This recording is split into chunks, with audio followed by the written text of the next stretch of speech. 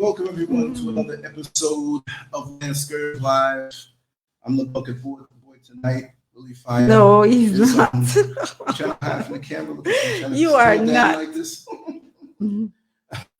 Wow. Indigo King and Reese. I'm so hello, surprised. my brothers and sisters. How y'all doing? Yeah. Time ago before we let people come on in. Yes. I will be apologetic right now. I didn't do a show last night. I was so caught up in catching up on some of the work and other stuff behind the scenes. I was out and I got up again, went back to bed. My sleep has been choppy for the last 2 nights, all the way until daybreak. The other morning, SCURV, definitely we were talking about that. You waking me up. We went on the conference call and I said, yeah, it's only gonna be 2 hours a week because she's gonna make sure I get up and take those plants that we got to bring up to the property. So it happened. I forgot to take a picture. I'll take a picture of you push. I'll take a video, have you take it. I'll be pushing the push cart, half asleep, falling asleep with the stop. What you made me do, we did it. Everything is coming along fine. And that rubber tree that you saw, this is SCURV by at that little nursery we were talking to the fellas here. It's planted. She couldn't wait. She planted it. Like I said, we're doing our thing, taking our time and living life. Inside of my head, I need some more light on it, so I'm not going to put that little light on. We got a lot of lights in front of us. You look beautiful, but it's not for me to look beautiful, unless I'm trying to be that transient express type of people. But earlier today, not too long ago, Mr. SCURV was back, and there's a sound coming through good and clear. Just let me know. Mr. SCURV was in the back, and I noticed she had a phone and she was looking at different videos, and it was a lot of news stations and platforms in New York City, and all I heard was this 14-year-old stabbing this one, this 12-year-old beating up this autistic child, and we saw this other woman who stabbed her husband, and she towered above all of the cops there, and she looked like a man, and she had an attitude. I told you, I said, you got some chicks out there like that, and that woman there, even though she came off mannish, she was a lesbian. I could tell. No, she's not. Right. She's not. But she could have been a. She had a husband, but saying like you can tell us New York City just was rough like that, and so many people these days are over the limit as far as their stress is concerned. Julia, how are you, my sister? Yes, and we're gonna have y'all come on in a little while and just talk. I know you want to talk to her because you talk to me all the time. Before she goes, and she may not stay the whole length. I want to shoot for an hour. We got things to do early, but I'm gonna put some time in consistently. I have to make up for not doing the show last night. But there's so many people, grown folks, who we can understand why they're stressed, right? Because they know they have to pay the mortgage, they have to pay the rent, they have to pay the car note, they have to pay food, kids, health care. Some people don't have health care. There's a lot of things you have to keep going through your mind with. And me, I remember all of those things that I had to do when I was in a different phase of my life, and my children were smaller, and all of these different things that I had to do. And I was more organized in my mind. That's the way I think.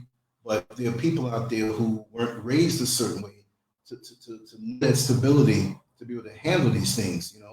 Let me see. I was going to greet people. Golden gold. Greetings. Some serious gold, right? But yeah, there are people who are not prepared for the stresses of the day. Now there are children who these days they really don't have it. My shirt looking terrible, hanging all over like this. Should I change this thing? Look at all. Like I gotta pull some water dropped on. I look all jacked up. Hans, you just changed your shirt. I had a more jacked up shirt before. She's like, "You're gonna change that shirt, right?" I'm like, yeah, when they ask you something, but they're really telling you you're going to change that shirt, correct? Yeah, I was like, scared, please don't beat me. But the children these days, and I'm gonna have you silent on that one. They don't have a childhood really. Even when the parents are doing right at home, they're exposed to the outside world, to the peer pressure. It's even worse now, and it continues on when they come home because they can text and they can communicate. They're quiet in their room, they're relaxed, they're doing the right thing. They're texting, they're looking at things. And how I love social media for what we do, but I can't stand it what it's done to society and the community. But these children now are being exposed to so much that it's like we dropped the ball. I said, when we dropped the ball for this world to be so toxic, but it's all ages. We're going to touch on those things. We're going to rant, and hopefully you can conjure up and manifest the Lily Fire rant. And we're going to talk about that, right? So what's your take on that from what you saw? Let's start there, just a free flow thing. Let me know how the sound sounds. That might pull a little close. You know how that's only Yeah. kiss of me. Oh, Gino. Yes, greetings to my brothers and sisters out there. How y'all feeling tonight? I hope y'all feel good, okay? I feel good. I hope you and the family, y'all are doing well and, staying well and taking good care of yourself. Self-care, self-care, okay? Self-care, keep hope alive, and make sure you're taking care of the parents, the children, yourself first, because if you don't take care of you can't take care of no one else. But I hope y'all are doing well.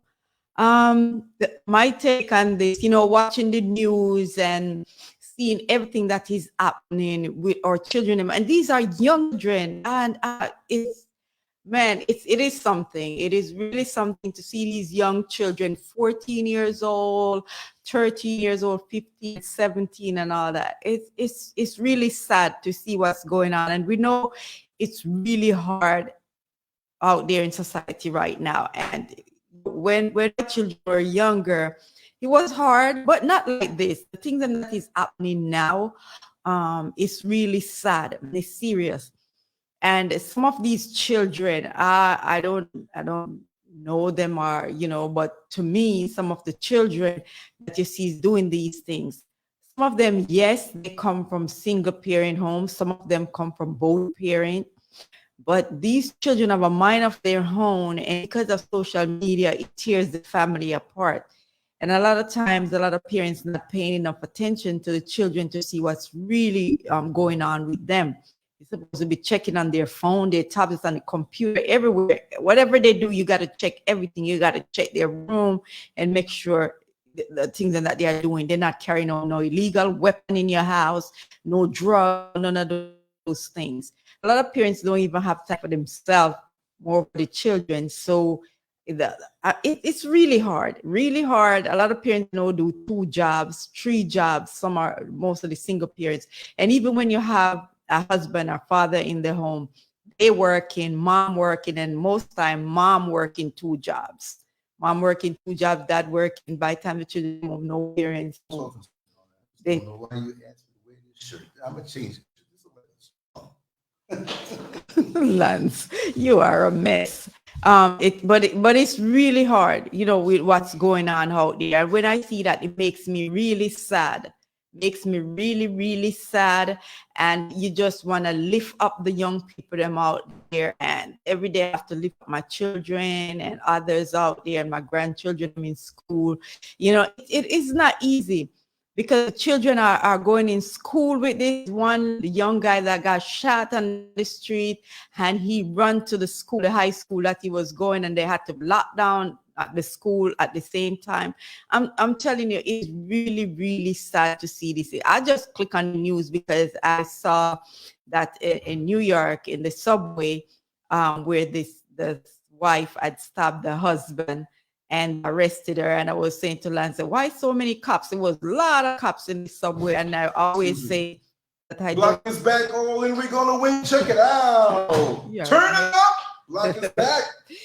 I don't like the subway because other things go on in the subway, and I don't like the smell down there. I never like it. I never like it. But seeing all the things that is happening, and it got worse. I remember a friend of mine's that I met when I came to Florida. She's from Jamaica, and she used to live in New York with her husband and children, and she moved to Florida. I think she said she moved to Florida in the 80s, and she's been living up there for a very long time. And she was telling me that so many things was happening in that time when they moved to New York. So many times people were taking off the sneakers off their foot and all them stuff. But and it's coming back where these things are happening right now. These are things that I see happening right now over again. It's playing over and over again, and it's something got to be done, you know, with what's happening with our children. And we as a people, as African people, we're gonna have to sit down and have conversation with our children, and because we're gonna lose a lot of our children out there because of what's going on right now, because innocent children are getting killed. Is you have a young kids going out there, whether they are influenced by someone else giving them the guns that they are getting in their hand. Because where are these young people getting these guns from? These young kids, like 14 years old, 15 years old, 13 years old, where are they getting the guns from? These are things that we need to sit down and talk about.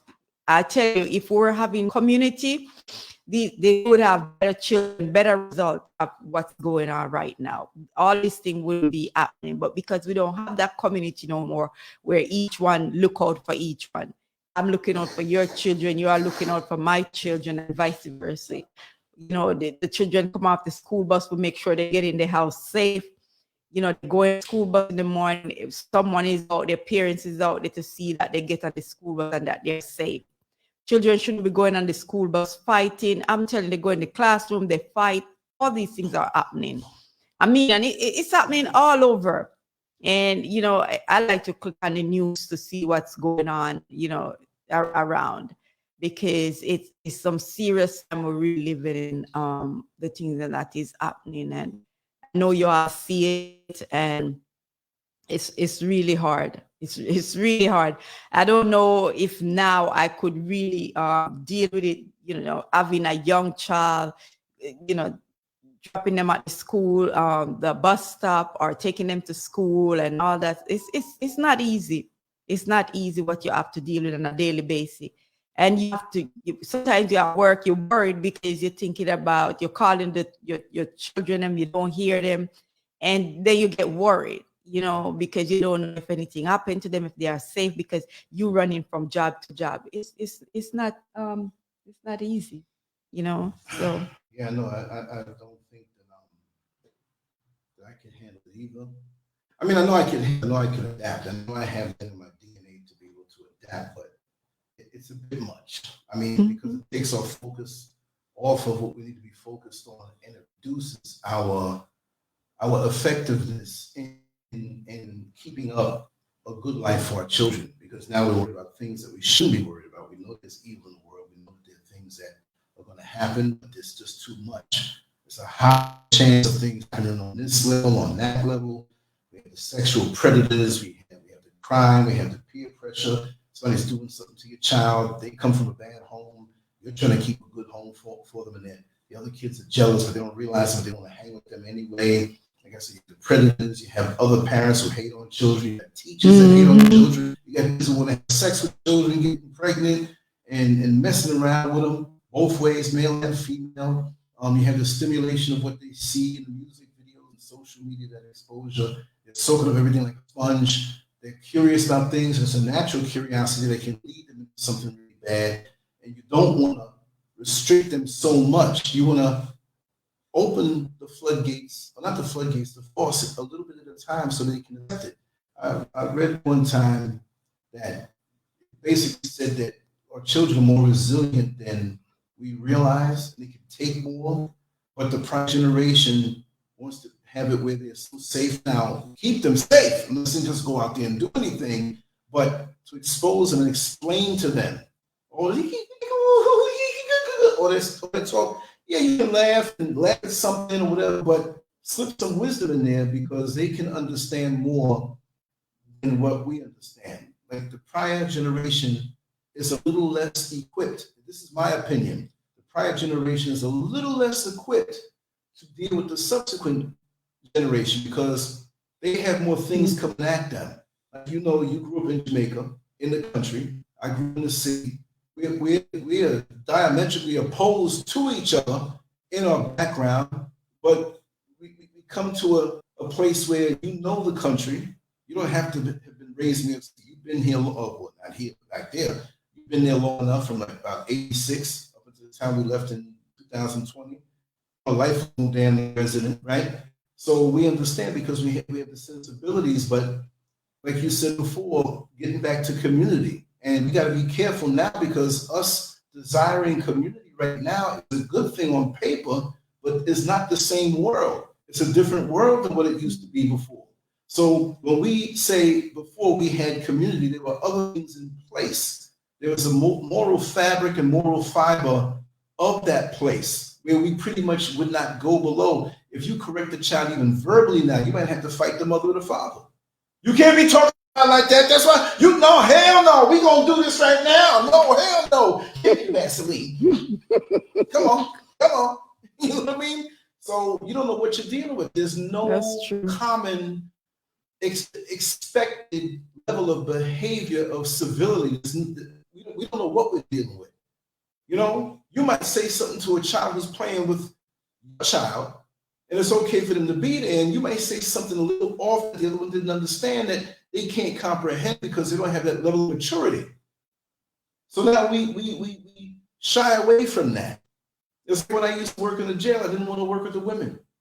Because the 3 or 4 times I did there behind the glass, they showed me their breasts, they opened their legs, they eat each other out. You want some of this? No, I know where you live. I'm gonna come. Nah, because I don't want to accuse me of anything. It's the worst thing because that stigma never leaves you. So other people's children, it's just, that's one of my things. I'm good with children, whatever, but I'd rather, because I don't want anybody to say anything or somebody to make something up to get back at me. I've seen that happen too many times. So community, can we really have community now with the paranoia and how we've been so degraded in our minds? We don't know who we're dealing with. You see somebody who's so dignified looking and intelligent, and they could be looking at your child. You could be a woman who finally feels they met somebody, you know, and you take a little time and you date and you court and you engage and then you marry, but all the time they're watching your child. Oh, they're 2 years old. By the time I get next to you, they'll be 6 or 7, right for me, not me. I'm saying that's the way they think. So can we really have community with so many uncommon denominators? That's the thing that I wanted to say. And then the stress of everything else. You know, we don't know police, racist police, especially in America. They got them in the UK too. They got them all over the place. All over. Right. It's not in Accra and in Ghana. It's not about the race. It's about power sometimes. You know, and like Jamaica is corrupt. Right. It's corruption, you know, because like with the police in Jamaica, some of them is so evil. They will get paid off to protect these people that is hunting people, like, you know, will come and kill your whole family, your kids, them and all that. So it is so sad, you know, what is really happening in this universe right now. It is really sad because as for me, when we were growing up as young children, and I grew up in the country in Jamaica, right up in Bells Gates and Catherine, right up in the country, been there.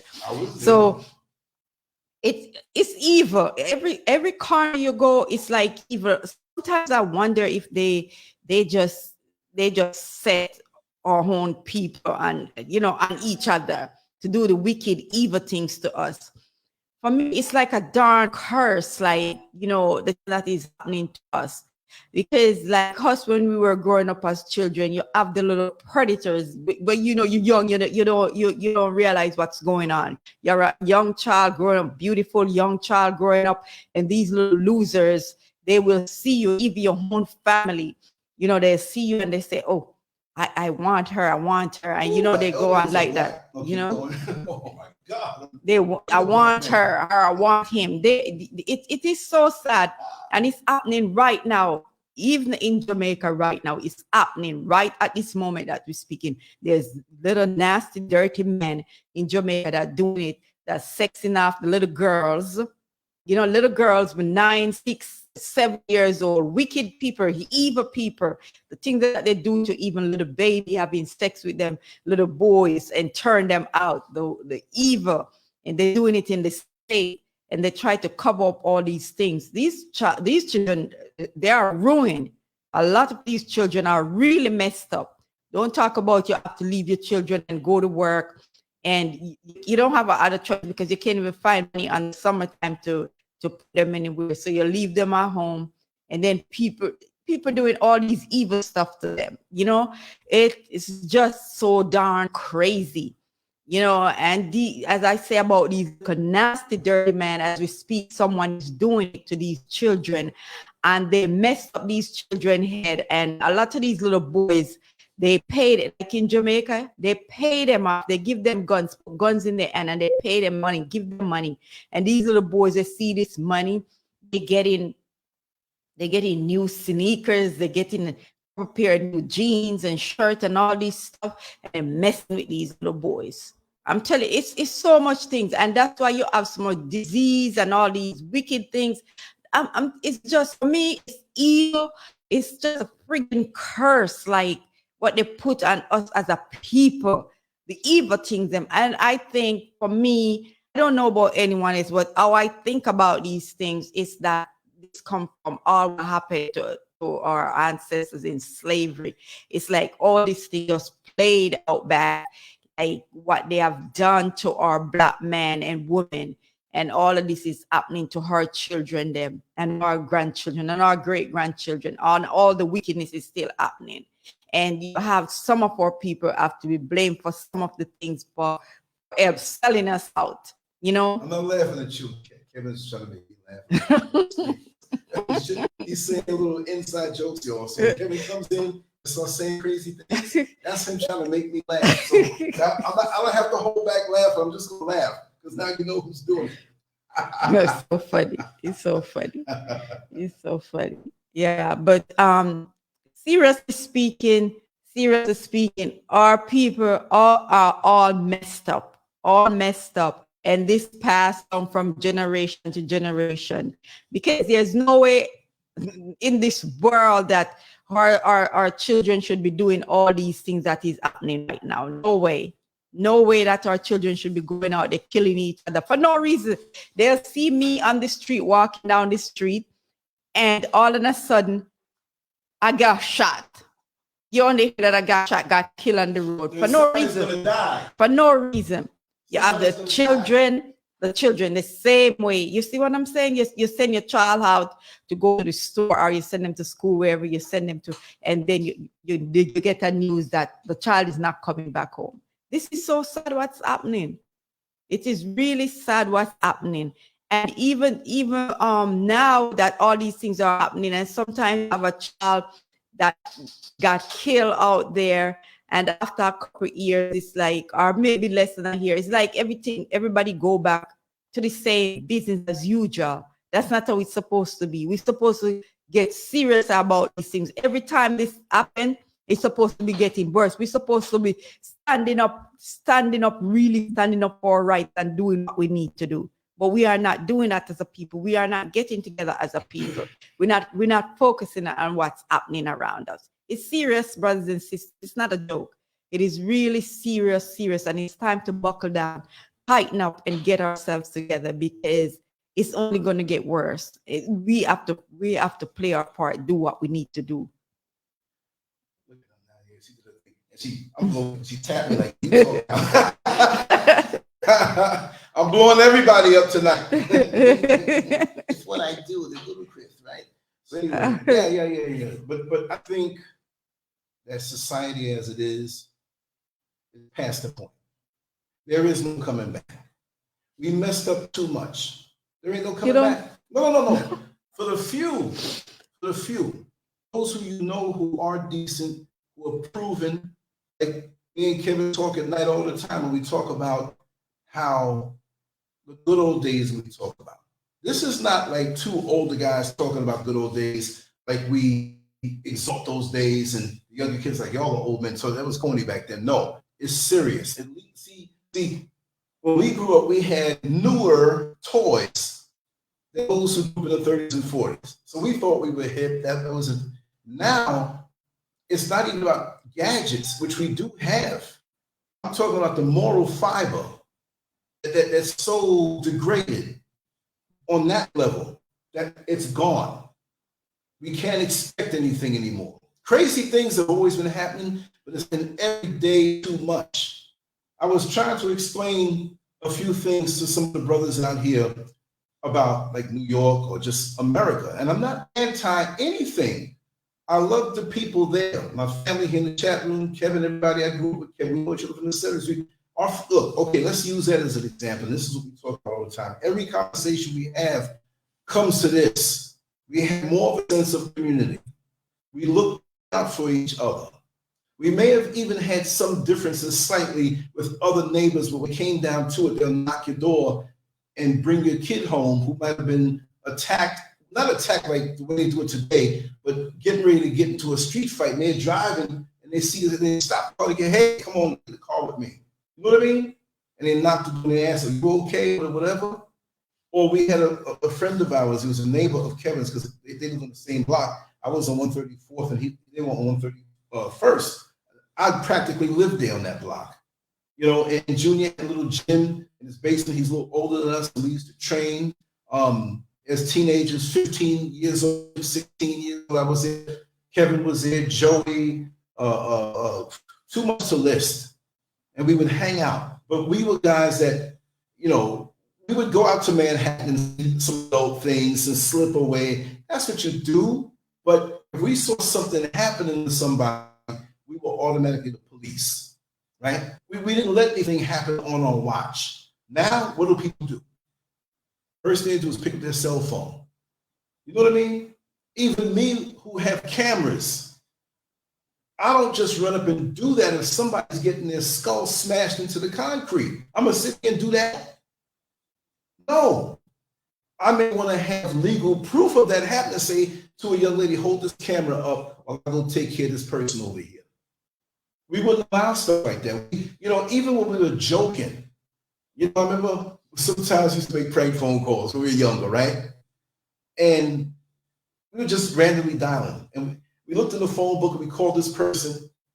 And the lady said, oh, we're asking for this guy, right? And the lady said, oh, no, he's dead. He passed away. And we were like, it wasn't anymore. It was like, oh, okay, we're sorry. And we didn't do it for a few minutes. Until, you know, but that's how it was. Kevin knew my parents. I knew his parents. Our parents, rest their souls, knew each other.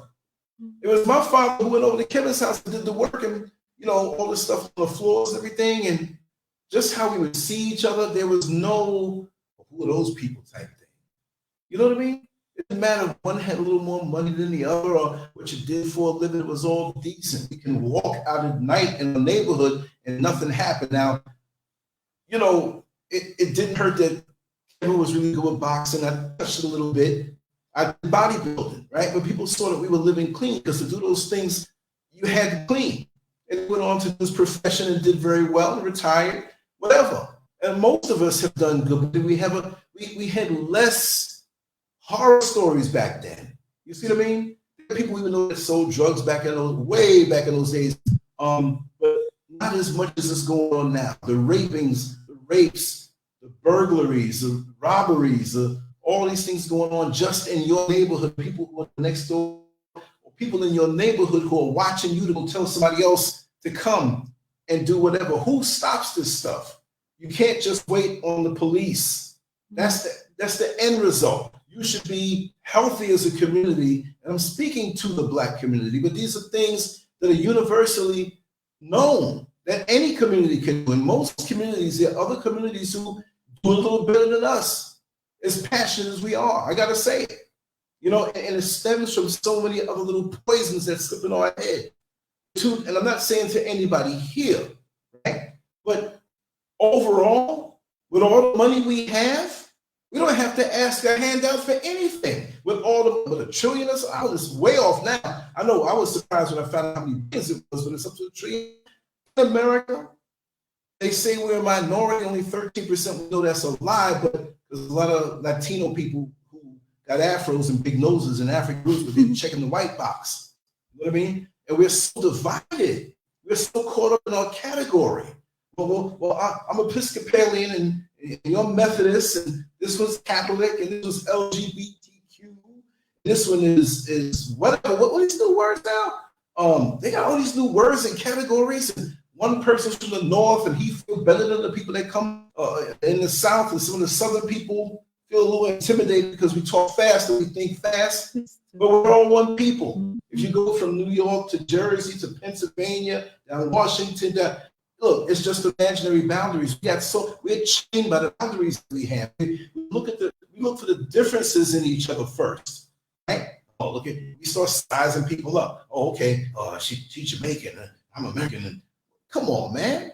We're all the same people, but the oppressive forces, they see us all the same way. Unless you happen to be hooked up in something inside, I'll say it, in some group where you're serving the oppressive interests, and they may give you a few turkeys to give out at Thanksgiving, homeless, this, whatever, as a gesture, so the downtrodden can say, oh, they're good people, that group.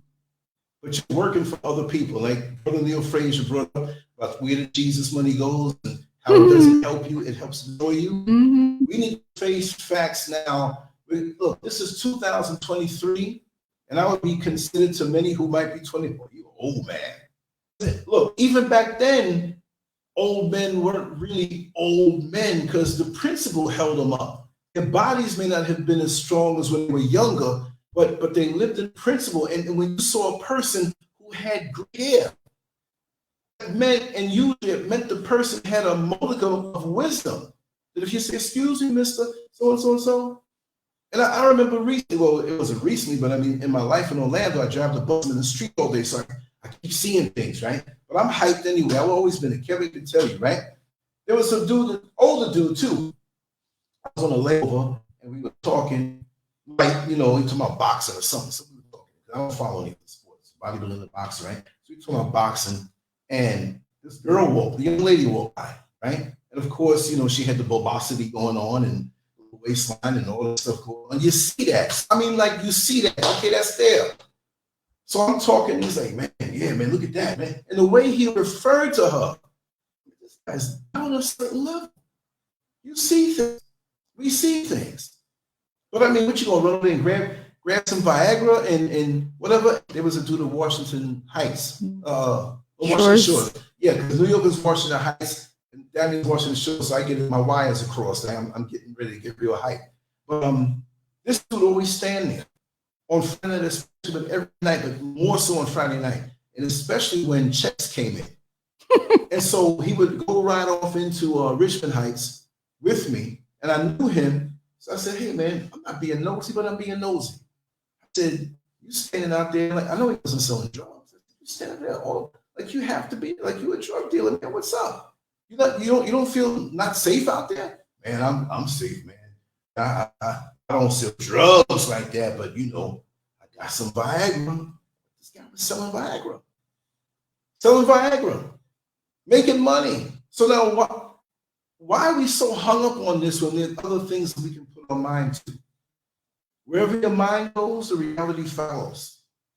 If you think about this so much, and put your energy to it, that's what you're going to manifest. If you put something in front of you to reach for all the time, you'll always feel a reason to live, like with grandchildren and great-grandchildren. If you took that away, a lot of times folks would just have no reason, but they feel valuable now. You know, the sons and the daughters are grown and they have to, you don't have to go to the daycare, bring them to me. It's like teaching the child all over again. And they see value in you. You can't run up and down and throw a frisbee in a ball no more. But we need that moral fabric there. What happened to all the older folks that will sit in the park sometimes and laugh and talk? And they may reminisce about the old days, but they're enjoying themselves. This world that I find myself in now, I don't know what that's what made it easy for me to leave America. There's so many different facets on why and what made it easier. But the world that I expected, that me and Kevin Clark experienced back in the 70s, 80s, and it began to diminish. If that world was still here, I would still be in America. I would still be in America. I love them. I love him. I love all of our mutual friends. But you know, when things are settled, we'll be going back and visiting, and we'll be coming out here. And we can really enjoy it. Like our inside joke, now we can really get down to it, right? But we get to a point in life and we're still striving and waiting for this world to come, and it's not there. Let's make it amongst those who are real, who have that vision and have that insight. You want to go to hell? You want to live a certain way? You want to bring down certain energy on yourself? You stay out there. But I'm ready to just wall off. Nothing's going to, I don't mean I'm going to be a hermit, because I do have hermit tendencies around certain people, right? But I'm an extrovert. But I'm not going to sit here and wait for something that's not going to show up. I'm not going to wait for something that doesn't show up and come. Wait for the bus for so long, and they say the last bus is at midnight. It's 11:45, and you waiting, and all of a sudden 12:05 comes. You looking, 12:15, 12:30. Wait a second, this bus is late. By the time it's 1:20, man, you better start walking. That bus is not showing up.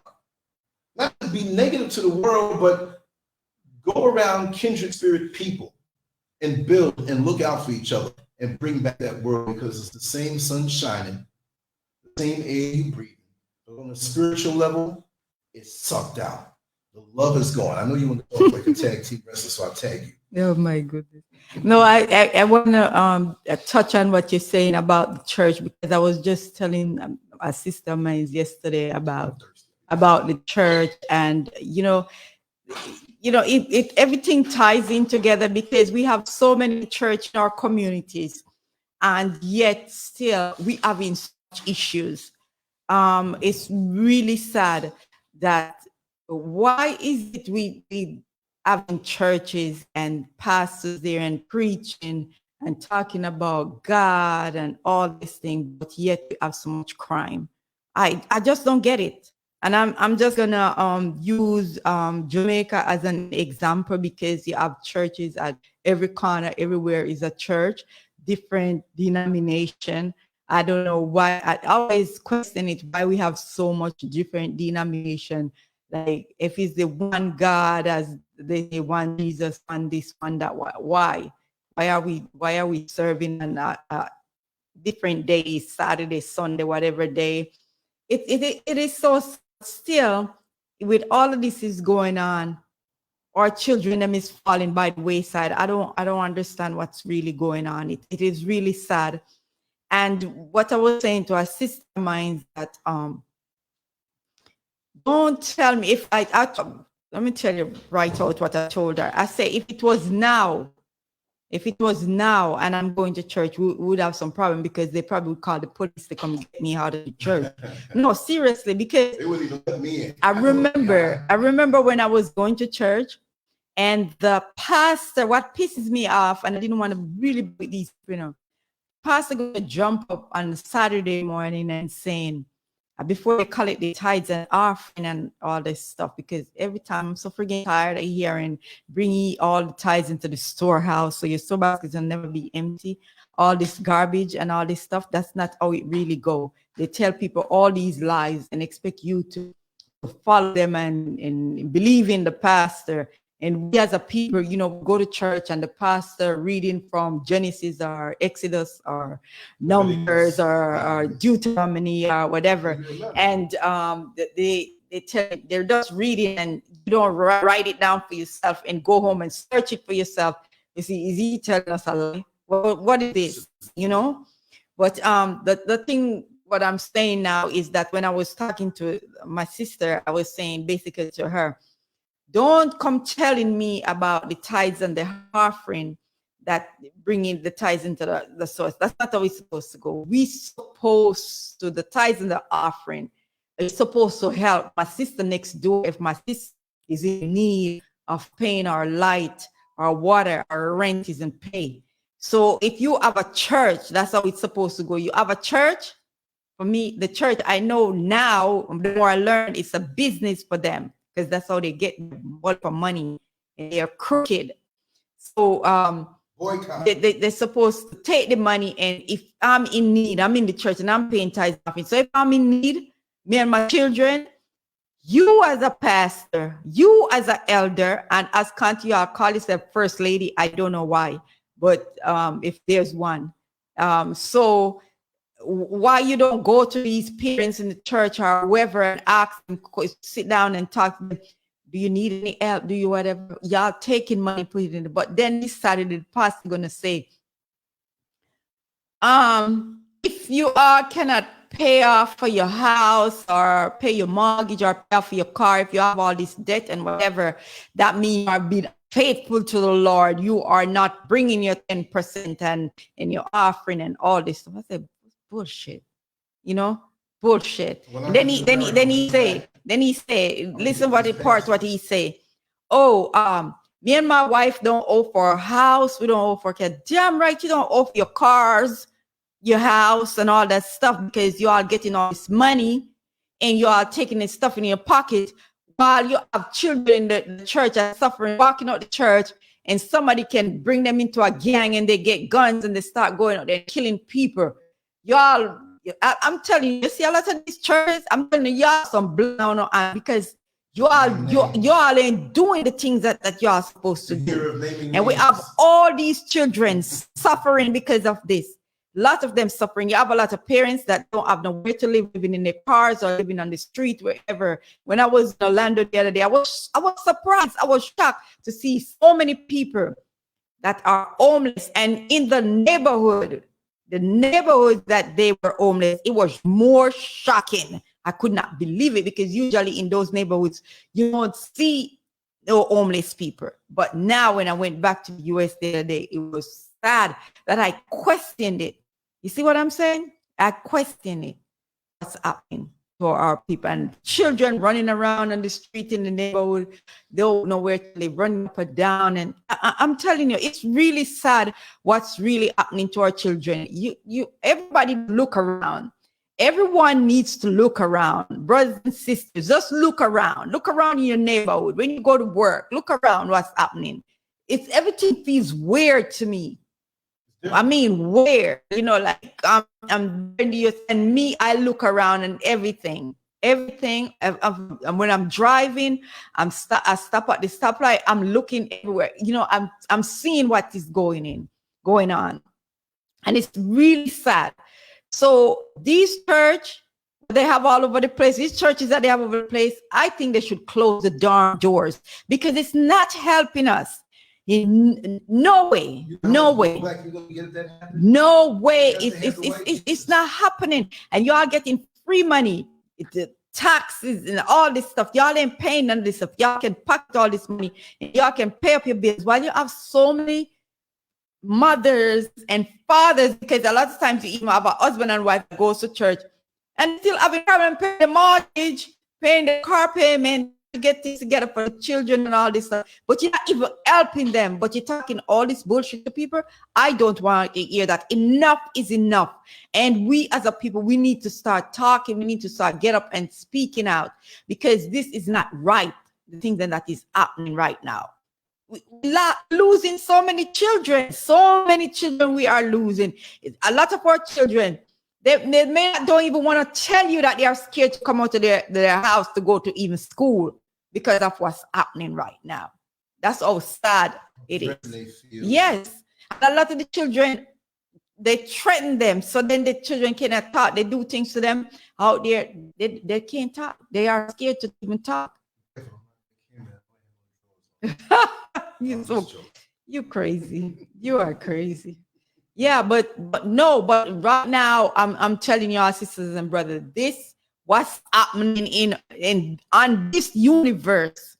What is happening on this universe right now? It is serious.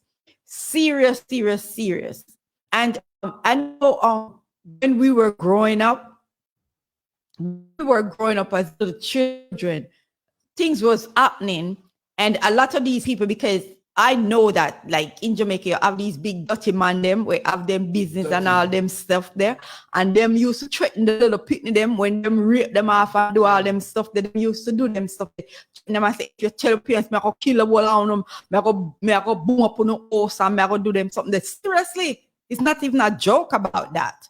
And they're still doing that shit right now. They're still doing that shit. And some of these little bastards find themselves in church on Saturday morning and Sunday morning. These little shit pots. I'm telling you, these are the things that is happening. And all we expect in a society like our children, they're supposed to do well. They even perform well in school because of all the toxicity, all the bullshit stuff that is going on, and then you drag them out and say, "Get up! You gotta go to church. You gotta go to church this morning, Sunday morning. Go to church." And they don't want to go because you have elders, you have deacons, you have dirty pastor in the church where we have the little pitney there and all them stuff. Let me tell you something. It is so sad. There was a man in church. There was a man in the church where we used to go in Florida, And this big old dirty man, you know, big old man in 1970. And my daughter was little girl, little. The man always I touch her hand and I say, oh, come, pretty girl, come sit here, sir. And my daughter one day give him one slap. And I say, yeah, get where you look for, because, you know, it's not a joke. These look a dirty man. That's what them do all the time. And the grown ass man, them I do them something. So we have to watch our children in the church. Everywhere they go, you got to watch them. Everywhere you send your children, you send them at school, you have these little dirty man, them sometimes we call them say a teacher, you have study woman we do it. I'm telling you, it is so friggin' sad. It is so sad what is happening. And really and truly, we need to really pay attention to what's going on. Let me tell you something. I know that, like in the community where I was born in Jamaica, like when anybody come in a community, you know, and if they come in and break in a shop or break in a somebody else, remember, say, if you catch them, like they not come at daytime, not coming at night. Make sure so them not come out alive.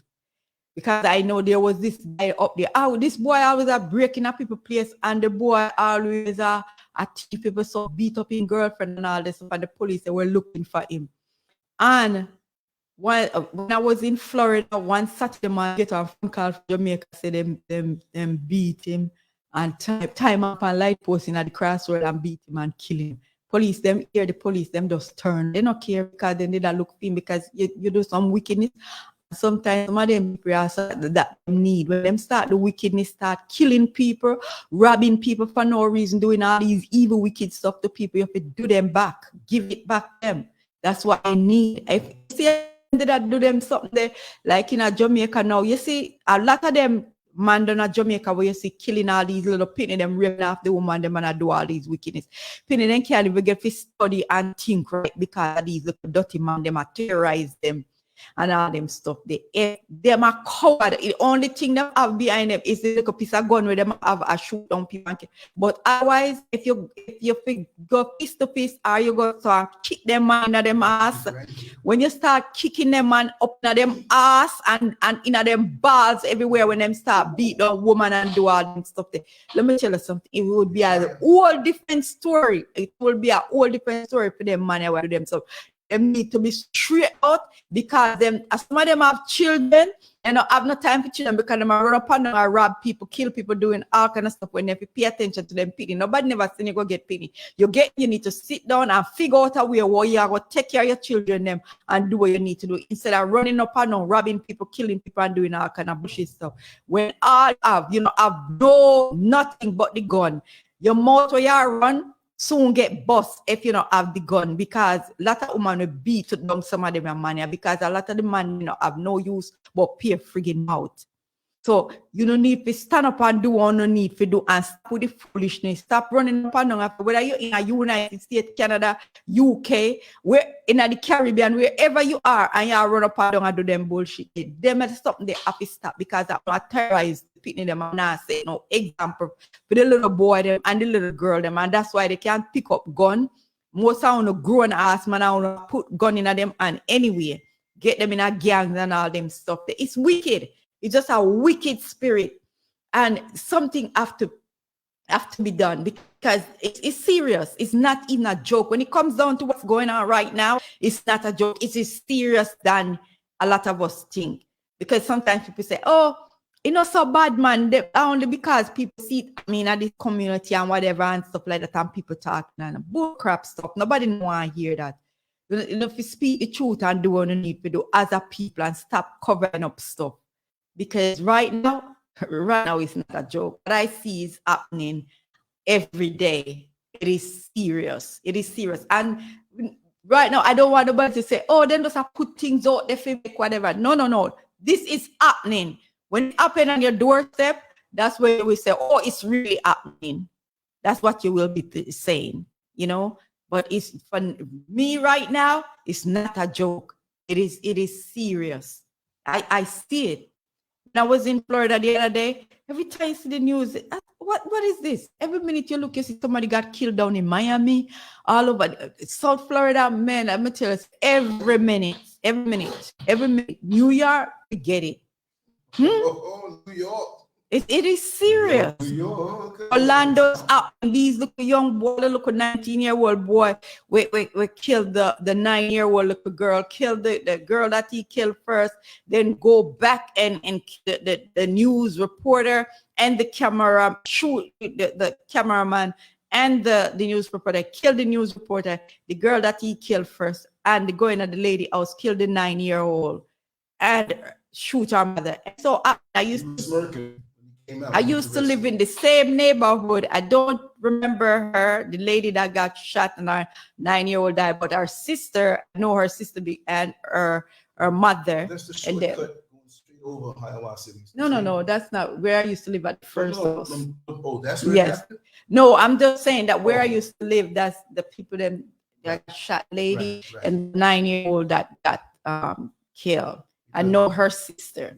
Yeah, so it is sad, and he's 19 years old, and he think it's funny in his mugshot. You know, I'm saying, come on now, 19-year-old, you do all this stuff and you're smiling, you think it's funny? It is not damn funny. Something went wrong. I don't know. His parents, where is the parents? He's 19 years old. Something went wrong. Something went wrong. So we have a lot of work to do, and man, it's not easy, but we're gonna have to do what we have to do as a parent. We have to. She looked at me. Like you just bring down. No, but you see, it's just like with everything else. We're in the age of censorship. We can't say certain things anymore. We say things behind closed doors. We say things in whispers amongst each other. Accountability, cause and effect. When things happen, it happens for a reason. It just doesn't happen out of nowhere. And many of us are not even concerned unless it touches us in some way. It touches one of our friends or one of our families or close to circle. But then we go just business as usual. And as long as it doesn't happen to me, that's it. And that's the kind of place we live in now. We have to be very concerned. There are people who, you know, I can go down a different road with this, and I'll just keep it on that. You just don't care anymore. It's about me, get mine. I gotta get mine. It's like the old, what's it, Africa Bambaataa song, looking for the perfect beat. I gotta get mine. I'm about to get it. I gotta get mine. That's what it is now. And as long as we can isolate ourselves and get ours, but we also lack respect for one another. That's one of the, you know, like we have the stones to build a community. Respect is a mortar between the stones that will hold that together. You cannot expect to be looked out for if you're disrespectful. So whatever reason you find to be disrespectful to your next door neighbor or somebody down the block around the corner, you better get with it, because you see, it's easy for people to turn their back when you're in need. So we have to totally regurgitate all the stuff we've been swallowing that is engineered from the oppressive forces. And this comes back from slavery, and not just slavery, because look over here in the crowd. Slavery is through religion, right? And the fear of this white Jesus going to hell. A lot of these people would be crazy over here if it wasn't for the fear of going to hell. They'd be doing all, and they're already doing all kind of things, but they feel they can do it in the cover or under the cover of night. Then they're okay. Like right now is Saturday still, right? No, we are 11:57. What time is it? 11:57, right? Well, we're moving into Sunday morning, but right now, a lot of folks are doing their thing, and they're going to do a binge purge on a spiritual level by not just sticking their finger down their throat, but they're going to go to church to, they know what they did last night. They feel all good and drained in their body, and they did their little freakishness, and now they're going to jump up and down, figure that they do more calisthenics and fall and do the break dance, and they're okay. We've been in one spot for so long. I think we were heading in the right direction, not because of the civil rights movement. It should be the human rights movement, HUE, right? But we quickly forgot when we started getting more trinkets and baubles and rubies and feeling we're included. And a lot of our sisters felt so good that the white women reached out to the feminist movement when they were just using them. Like a little black spot on the sun today, token. And a lot of our sisters, not all of them now, right? Went back home with that mentality. I don't need no man. I'm independent. Yes, you do need a real man. And a lot of you who say that you don't need a real man, you got Pookie and Ray Ray, Rusty and Kirby slipping through your back door. You don't really need a man. You need some real dick, and that's all you want. You think that that's all it takes. So many of us as men who don't have power in the society that's kicking our behinds, we feel the only power that we have is between our legs or with our tongue game. So that's why we holding what's most precious to us when you were getting up and going to work in the morning time. That's the only power we feel we have. You see what I mean? It's a tool. And when the white woman comes, she wants you just for that. She don't want you for nothing else. If you're a well-paid athlete Negro, a professional Negro, she can use and put herself in position to have a couple kids with you. She's going to get rid of you, and that money goes right back to the white community or other communities. That's the game on us. We feel we made it, we got to be with us, whatever. We're so quick to abandon ship. A lot of brothers are so quick to abandon ship. See, it works both ways. We got issues we got to deal with. Our sisters got issues we got to deal with. But the only way, oh, you're talking about this name, be positive. Pray to the Lord and wait. Pray to the Lord. What? First of all, there ain't no Lord in Africa. Ain't no Lord where the black neighborhoods and communities are. Lord, that's the English term. Lord. Ain't no Lord. The Lord that you're talking about is the one who's looking at that tithe money. So we got to pull ourselves away from all that stuff. We're so saturated with poisonous thoughts, poisonous practices, state of mind, just poisonous. The stones are not proper. You can't lay them right. You can't lay them even because they're so damaged. Like Sister Sonolia said, like religion, mental illness. We're all jacked up mentally, so we have to be restored on our own first. We can't be good for nothing else unless we are restored as individuals, and it's not one of us that has not been touched in some form or fashion. If it wasn't physical as a child, mentally it has been, and the indoctrination inside our mind and what we desire. And just like I was listening to the other video, and the gentleman said, find the 5 people that you communicate with the most. Like who you text and who they don't have to live around you. Find the ones and look at the quality. And not just that, but people you spend time with. You're going to merge mindsets with them. Look at what you consume when you're online. That's going to affect you and average you down.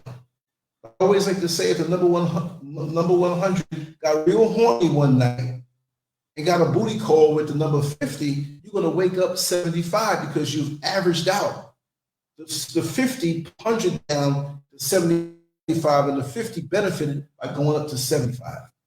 So one's going downward, one's going upward, but they find themselves on the same level because they averaged out. When you have a desire to improve and make your life better, even if you don't know as much as the person who you're trying to hang out with, let me just hang out and go to the bar and say hang out, but be around.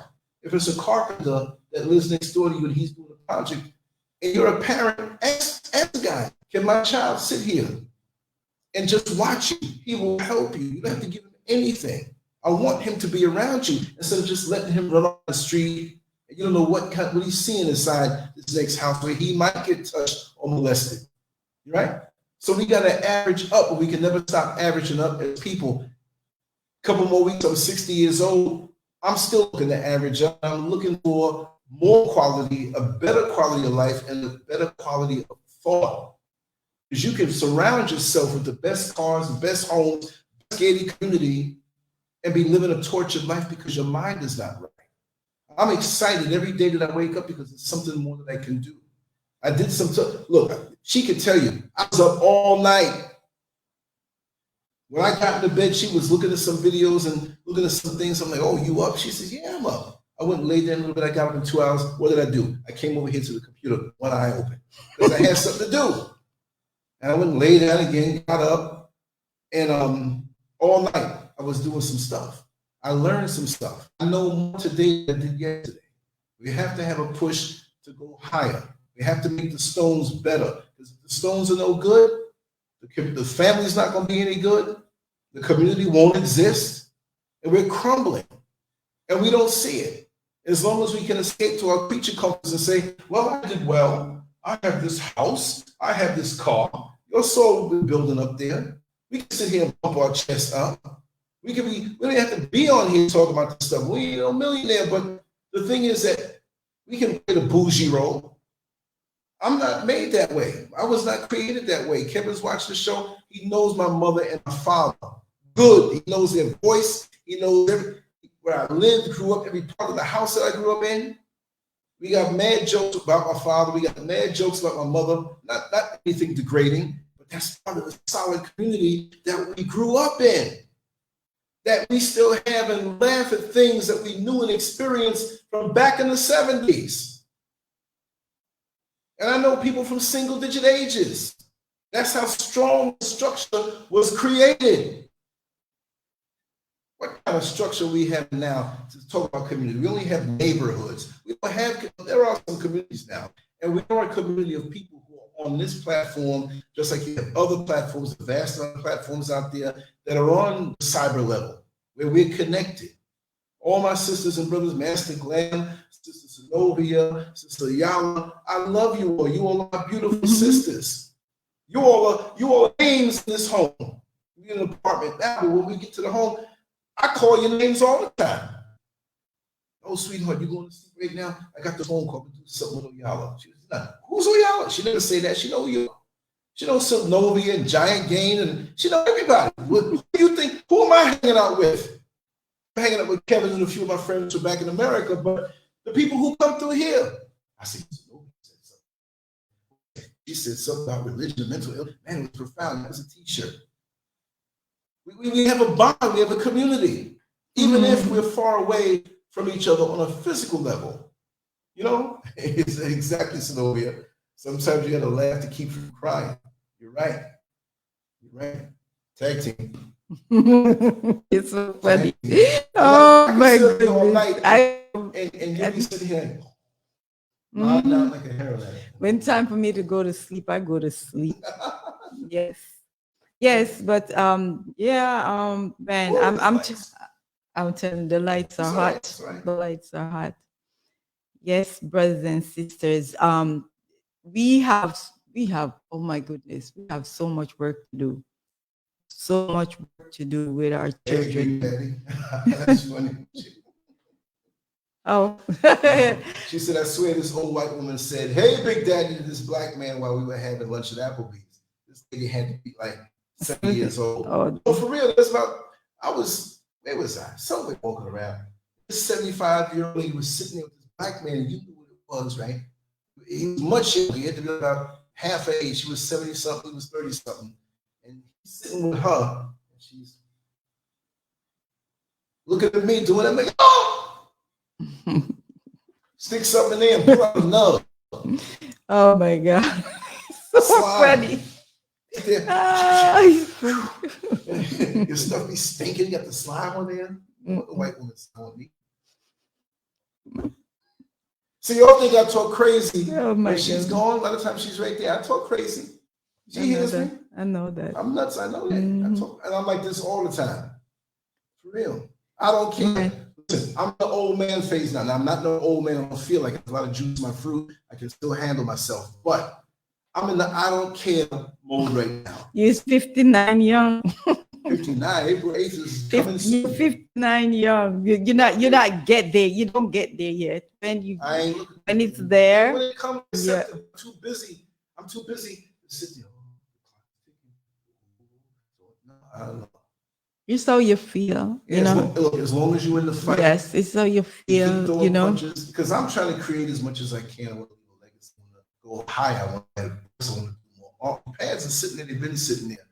But it's so much to do. I was just telling her earlier. I said, I'm at the point now with the platform, and we can get back on the subject. It's just a little mental break.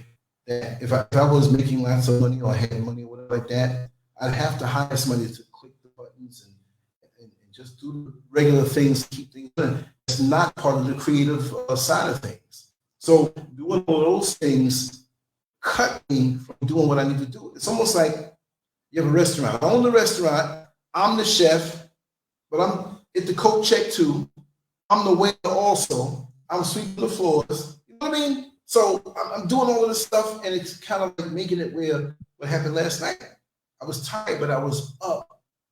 I had so much to spill over more. I still got something afterwards. I'm not gonna say that later. But no, it don't mean I'm gonna cut it.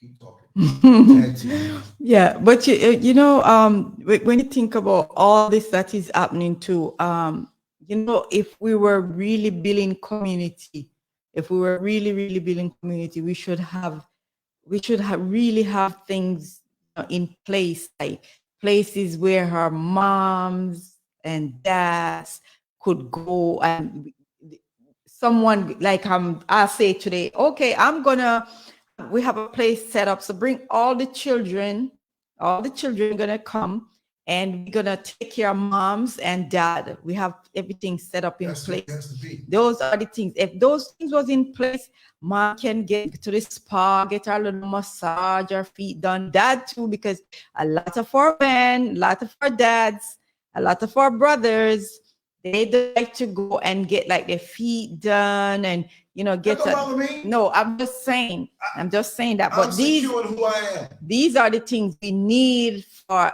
our sisters and our brothers, our mothers, grandmothers, all of this stuff. So if we were building community, we would have these things set up. Whereas I say we have place that if today I say, okay, I'm in control with a couple more sisters, we're gonna take care of all the children that comes in today. And the sisters that bring the children, and all our mothers and grandmothers who want to go to this place, whatever day they plan, we have a schedule set up in a way that everything is in place, and they can go like, oh, I'm off today, so I'll, you know, can I carry the children? Can I do that?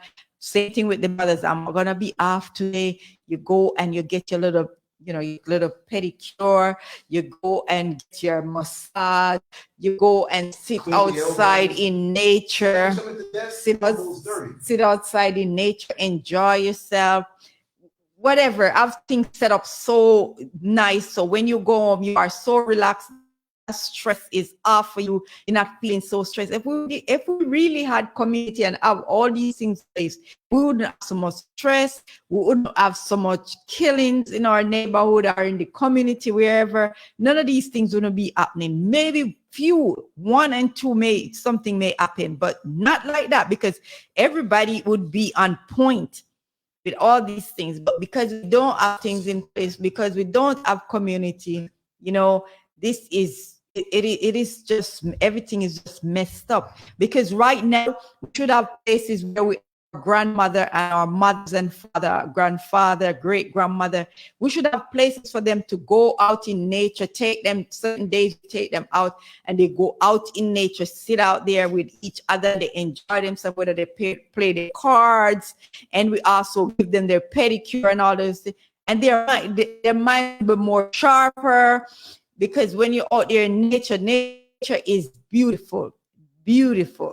And man, some people don't really know about how great that is. So for beautiful. Me, I just get naked and walk out. I love it. For me, I love it. My mind, I tell you yesterday, I had the palm trees and the rubber tree, and I am to plant them. So I went to the property and I just changed all my clothes and everything, and put my gloves, my shovel and everything. And I go outside and start digging the holes and start putting in. So I have some grow bags that I put grow bags. Oh. I put some crotons in there. And I think it was in January 2022. I put some crotons that I bought in them. Did not know they would get so large. I know croton grow big because when I was in Orlando, I had big pots of crotons and they get big, but these pots was big old heavy clay pots. So I said yesterday 5 bags. So I said, I'm gonna plant these. And while I was planting them, I was talking to myself. I said, when I put these in the ground, I hope we get some rain either today, tomorrow, or by the time I go back up there, we get a nice soak rain. You see, when I finished putting the last plant in the ground, I didn't cover it. Oh, Man, the rain came down. I'm telling you, whatever you want, you speak out, it comes. The rain poured, poured, poured. I even got wet. I didn't even care. I was standing up there. I was have my washing brush and everything, and I was scrubbing my sneakers with all the mud and everything. So I got wet, but it felt good. Felt so good. So nature is a beautiful thing. Man, it keeps your mind intact. You feel so good. And this would be good if we were doing this for our parents, grandparents. They would live longer. They will happier because they have people to go around and they see the birds, them and the butterflies and the bees and everything. Man, it's such a beautiful thing for them to, you know, just. Upstairs magical too. It is awesome. It's awesome. She puts the work, and I go on the balcony. I have a good night's sleep.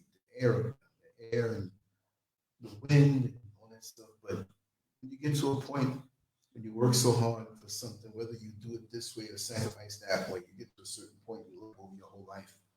And then even if you did or made decisions that you wish you didn't make, there's not time for regrets. It's gone. You know, remember the good times and still strive to get better. And realize that even when the chronological age gets higher and higher, and we get that phone call more and more often about transitioning, that should empower you even more to say, you know what, I'm still here. I'm going to go and enjoy this day even more. Even if you begin to have health problems and things around that, if that's the way it goes, because we didn't take good care of ourselves younger, it doesn't mean you have to give up. But you fight to the end. But you have to realize, even in the little things, just to inhale. Just inhale good, clean air and have the sun hit your skin. Simple things. And you'll enjoy the bigger things even more when they come. And even if you don't have all the material things that you thought you want, you realize the beauty of life is to really live in the moments. And it's those moments that are more special. Like me and Kevin were talking the other day about all the people in our community and how one by one they transition from that time period. Even members of his family, my family, we're all family. I consider myself, we consider each other family, because you realize that it's those times you spent together that bound you together, and all the things you go through. And like I started a sentence and he could finish it. And there are many people that I know like that. You're that close. You know what I mean? And that's a beautiful thing to have in your life. It's the simple thing. So we know we have to, in this engineered system, we have to, you know, to exist in it, we have to pay this and pay that. And money that has no value. The paper money has no value. It's the value we put in, the value they tell you is on it. And if you want to be in their system and get the things in their system, you better give up some of your life force for the money, going to work all tired. You're not taking care of yourself, but you have to take care of the bills. So what does that tell you? And it hit me many years ago. Get out the system. Even if partially. You know, we still got our feet in the system. We still got to come up with money and sacrifice. You see what I mean? But one day, if we can finally break loose of that, be free. Like I always tell you about the cat. You would already be working or at the other job. I'm pulling out, going to work, and there's a cat in there going like, fool, you just don't get it. I'm chilling out on your lawn. But it's really my lawn. And the reason why it's my lawn is because I get to spend all the time in the world. And if I don't get free food in the form of lizards or mice out here, whatever, I'll go in your garbage can and eat your leftovers, which is nothing to you, but it's a big to me. Go to work, you got stuff to take care of to keep me living good. I'm like, I made that up, but that's the way they was always in that one position. Like, what? I'm like, I want to be free like the animals. They got it better than us. We think, well, they got predators, whatever. They got instincts for that because they're more spiritual than us, who are supposed to be the highest beings on the earth.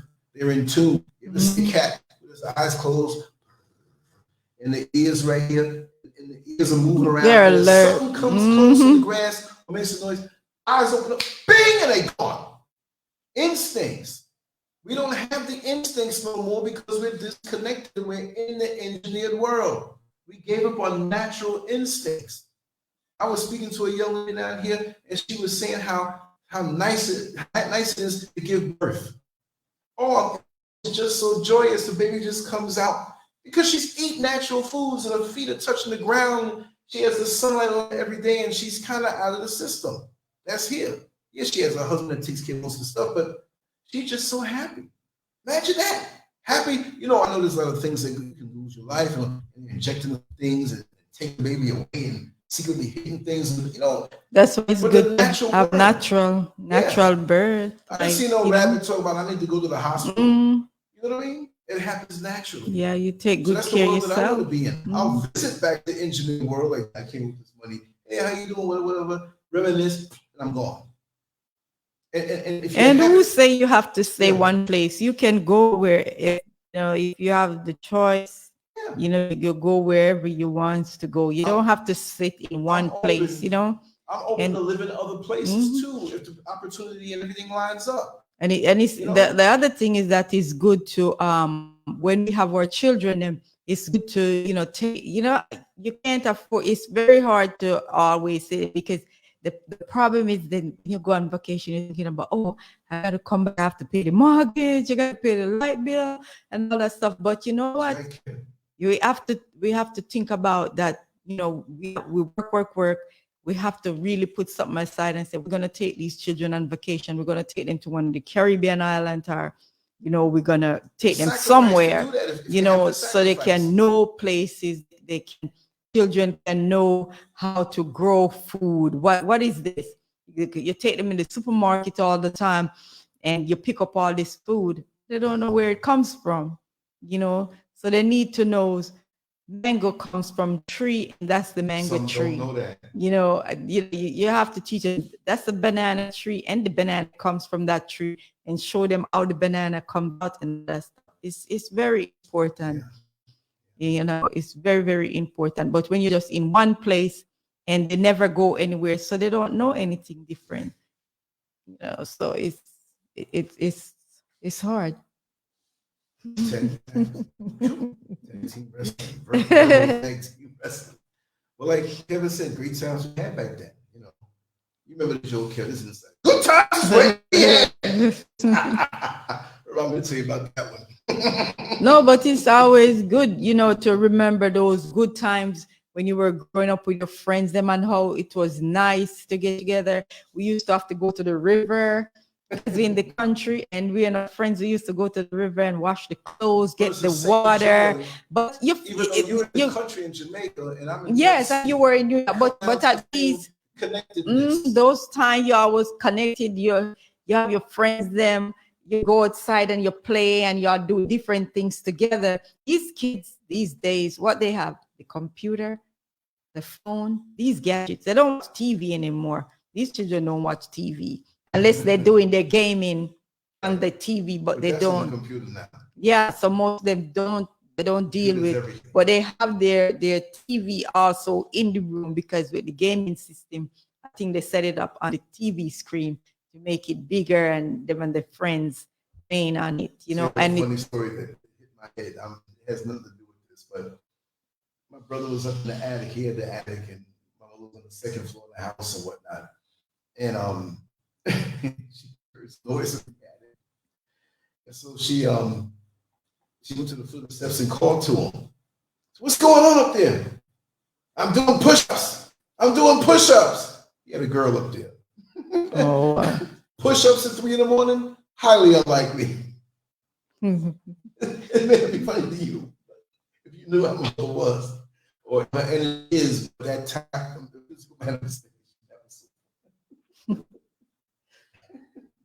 With a clown, my brother is, even though he was off and on Joe, and we had some very few good times that were a promise to what could have been. But you see, the creator makes up for that. I got Jack Griffin, who comes through. And that's not his real name, of course. That's the invisible man. That's his alter ego. Got Ken here, and all kind of people that we know together. So every day we'll text you. You hear me doing crazy voicemails, making voices and fun. What the hell's he talking about? Is he losing his mind? Those little inside jokes. It's like seasoning on a good meal of the day. You're going about your day, and you remind of a joke from something embarrassing. Like I want to do an embarrassing show. Kevin, if you want to come on one day and tell some stories that you got to tell the whole story. Things that will make you all laugh. Oh my God, Lance, you did that? Are you in that situation? It's a whole. We only hit like 10% of the stuff that I can tell. Not on mind sharing it, and that's a light that even if you're going through stuff that it may not be what you grew up, but you know inside. We'll tell you to make it make sense. It's funny. It brings joy to you. I like to make people laugh. I've always been that way. It's really funny. Tell you, I've always been the class clown. I'm always making you laugh. That was because they may have 2 years over me growing up, but you know, most of them I had some little younger than me, but that's the price you pay, because when you're a teenager and there's a 2-year difference, it's like you're a little kid. It's like they're 10 years older than me. They get to drive before you, can't get your license yet. And so I was always that guy. Make sure they have them laughing from when we hop in the car, go out to the city, hang out. I'm just making fun of people, not venomously, but just pointing out certain things. Because for me, the world is like a cartoon. And I'm a cartoon too. I make fun of myself also. If anything could make somebody laugh, if somebody's sensitive, I ain't gonna rag them. I'll tell them a story or something like that. But that's how you do it. And that really keeps me feeling so young. I do, because even if he's sleeping, I'm sleeping, we can't. Look, I was up in here. You didn't know what I was out here doing last night. There was a song that came on that I used to pose to, choreograph in bodybuilding. I got up, I was hitting some shots, and I was on stage, my glory. Then some other songs came when I was working. I got up there dancing, and I was naked. Dancing is a good thing. The window was open. You are. And I picked somebody way across the street. And I was like, "Oh, my butter's out." You are a mess. So what? You know what I mean? Just have fun. Have fun. It's fun, and when you can remember those things, growing up with your friends, them and all that, the good times, all the good times, and you wish your children would be in the same position, but unfortunately now everything is so different. But see, it's those things that hold you together. We were at Nobody Beach not too long ago, Kwame. There's a different Nobody Beach now. It ain't just people picking up trash and they drop it. They picking up all kind of stuff out there now, if you know what I mean. I saw something out there, I didn't know what it was. Rainbow flies high. Yeah.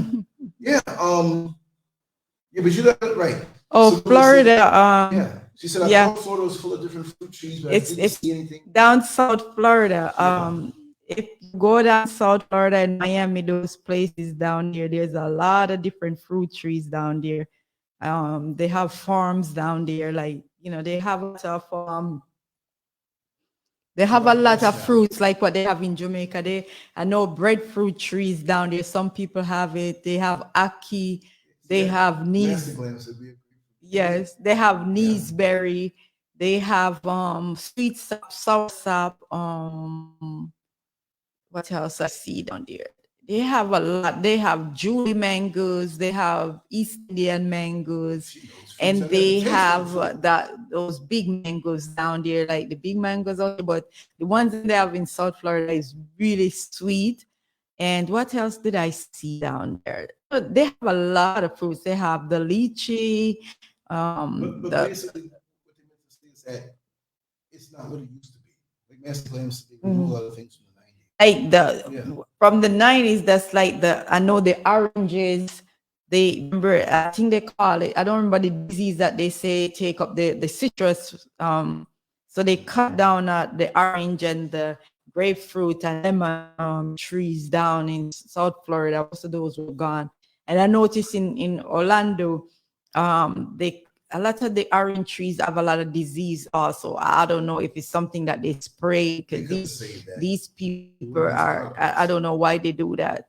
All of them, and now they cut down all these orange trees and build up homes there. I mean, all the trees are gone. It's just crazy. You cutting down all these trees, and then you're building all these homes, but you're not putting back trees. So now, when the lightning and the thunder and everything, the lightning and don't have nowhere to drop, but somebody else are hitting someone, and then you cannot breathe properly. Then everybody have allergy and all that stuff, or sinus problem, because you can't even breathe properly. So it is so sad what they are doing. They're just killing off nature, and nature, we need it.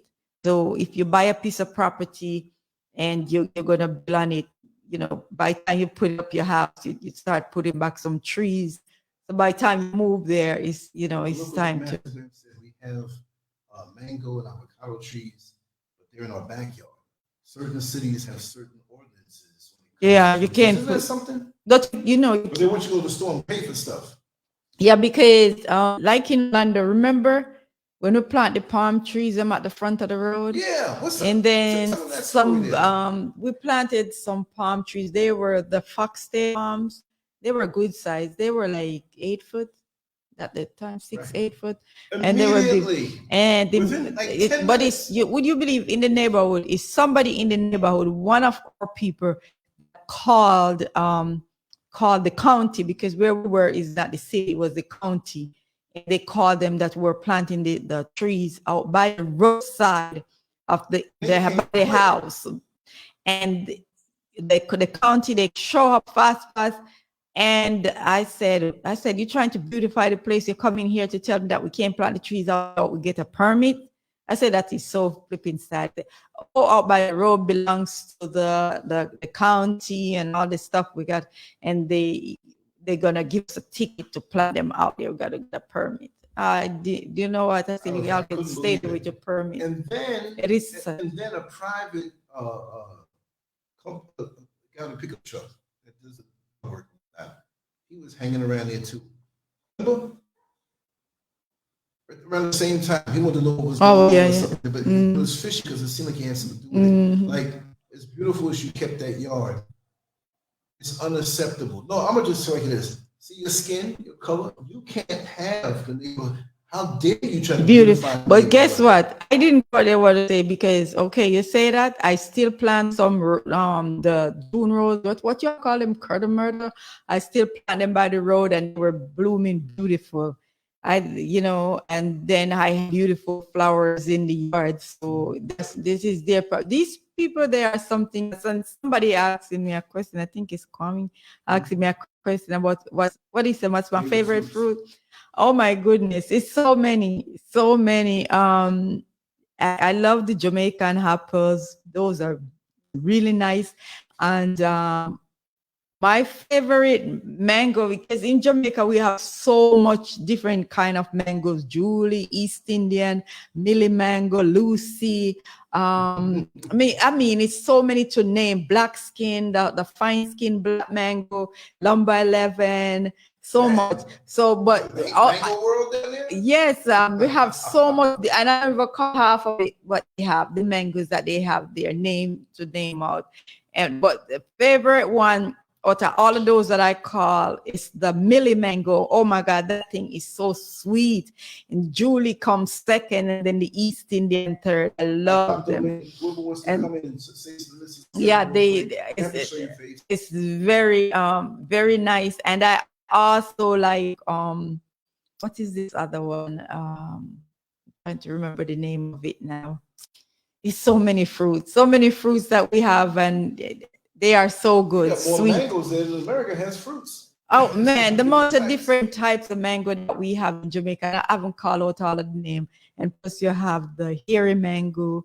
Hairy mango? You said hairy? Hairy mango, a stringy mango, and mango. yeah, but Neesberry. Yeah, Neesberry. I love Neesberry. Oh my goodness, that thing is so delicious. It's inside of it is so nice. And we have star apple, black skin star apple, and green star apple. Very good. The black skin is my favorite. I tell you, when you talk about black is beauty. But black is really beauty. That black skin star apple, when you open that thing, it's so nice and purple on the inside and fruit nice. Water. Yes, I love fruits. Give me a lot of fruits for breakfast. Fruits again fruits for lunch, some salad again later on. Fruits, I love it. I love it, love it, love it, love it. I'm telling you, give me fruits. Lots of I love avocado, all those good things. I love it. I can growing into avocado. I can just eat all those things every night and drink a lot of water, and I'm good. So that's why I always say it's good to introduce all these things to the children. Up in Jamaica, when it's mango season, oh my goodness, it's summertime when we're out of school. And we used to get up early in the morning. Okay, we got Kwame coming in here. We get up Okay. Kwame, talk to us. Good, Joe. How are you? Good, good. Good. Mrs. Scurv? How you doing, Mrs. Scurv? Hello. I'm good. How are Good. you? I'm not bad, Mrs. Scurv. Yes, sir, I'm sleeping, but I'm okay, Kojo. I've been trying to catch hold of you, Kojo, but I've not had any luck. Huh? I said I've been trying to ring you, but I've not had any luck. My hours are weird, man. Okay, I know. I know you're a very busy person, Kojo. I know. You're very, very busy. Yeah, very interesting discussion. Yeah, Mrs. Scurv. I mean, Yes. we have to eat a lot of fruits and vegetables and stop eating too much junk foods. It's not good at all. It's not Yes. good. We eat too much nonsense. Yeah, especially where I've been living in, Kojo, in London, our children are eating too much nonsense. Whether it's crisps, whether it's crisp chips and all that, it's not good at all. It's not good. We have to eat proper foods. Stop eating too much nonsense. Yes. True. And we got to teach children how to eat also. We got to grow the children how to eat, because when I was growing up in Jamaica, when summertime, because you know every season you have different kind of fruits, so you can't be time we fill a bucket of mango and we eat the mangoes. Yes, I totally agree with you, Lily. I totally agree with you. We must eat eat lots of fruits. I agree with you. I'm not even going to argue with that with you. You were right, because what I'm seeing, you two, that every time Kojo, we love our children, but our children are too spoiled, and our parents are not doing enough. They're letting them get away with too much. Yeah, too much. Chips and all of that is bad. It's not good. Too many fizzy drinks as well. That's not good at all. It's got too much sugar. Try and drink a lot of water. Water, I agree with you, Lily. We must drink more water as well. Eat more fruits, more vegetables. Anyway, guys, have a good night. Yeah, thanks so much, Kojo. Take care of yourself. Thank you. Take care. Thanks for calling. It's like you got a 300-pound lady on top of you. I'm just joking. Look at she like. I just had to say it. I'm just playing. He cut off quick too. I know you won't laugh. She's like, oh, say something. Listen, trust me. Anything's not the color of my mouth. But anyway, he's right though. He's right. And the whole, it's like, look what they give children in public schools, getting them poisoned up ahead of time. Seriously, they just don't stop. You got to stop feeding the children. Feed them and shut them up too. You know, but the thing about it too, we have to let the children stop feeling like they are the one in charge. We have to let the children know who is in charge. You go somewhere and, for instance, the children are hungry or whatever. Why the children going to tell you that they want to go to McDonald's or that and they want burger? Oh, it's what you want to give them to eat. The children don't demand what they want to eat. That's how it comes in. You have to feed the children proper from home before birth in stomach, feeding them like that. They come out, you feed them just the same way. And don't let them go out there and eating all this junk. You don't go out there asking, oh, what do you want to eat? What do you want for dinner? Okay, you spending the money? Yeah, you can tell me what you want to eat. Where are you working? Where are you working? You didn't know you're working somewhere. Oh no, no, that's not how we go. We need to stop that. We need to stop that. Let them know who is in charge here, who working, who paying the bills, who taking care of you to make sure you're all right. Put your shelter over your head, put food on the table and clothes on your behind. No, we got to get them straight. We got to do what we need. We are in charge, not them. And until these children know that you are in charge, realize you and mom and dad in the home, are you the only person in the home? Man, let me tell you, take charge. We have to take charge. and know what is going on. These when they break away, I'm telling you, you see how the children them just go say to them just broke out. The children them broke out and them just do what they want to do, and them things say them they are them run things, and them can't go out and do what they want to do. Them and them gone all that clothes, all them stuff there, them stuff there, and them there's something they bring demon in the house too. I'm just telling you. Going to those places where you're partying and dancing and all the different energy, them the mix up. You know where you care going at your house? Going at your house and you bring all that kind of mix up in your house and your children them in the house. All them crap you are going. So you have to make sure that you keep the demon them out of your house. Keep the demon them, make the demon them stay out of the house and keep your house in a peace and quiet, clean and nice, everything good. So you don't have that kind of disturbance in your house. Too much bad energy, too much bad things that go on. We are bringing at the house. Pound with children them, and we're blind to what's going on. We don't even have a clue what is happening. And you know, to trust that inner voice. You yes. have to trust that gut feeling, because maybe you read it wrong when you're off. When you're on, you know you're on, and you catch a certain feeling, and if you catch it consistently, you got to get that energy away from you. Even if nobody around you sees it, you got to call it out. How many times in this life have we, after something has happened, say to ourselves, man, I wish I would have followed my first mind. I would have followed that voice. And as the chronological, I hate to say older, because it makes you get all old. The body fails. The spirit goes higher. And trust in that even more. And it never leaves. When you listen to that thing on the inside, when you're right, you gotta be right now. You can't be living all kind of ways and get the right voice. And Christians will say prayed up. We call it different things in a deep state of meditation or cleansing or healing.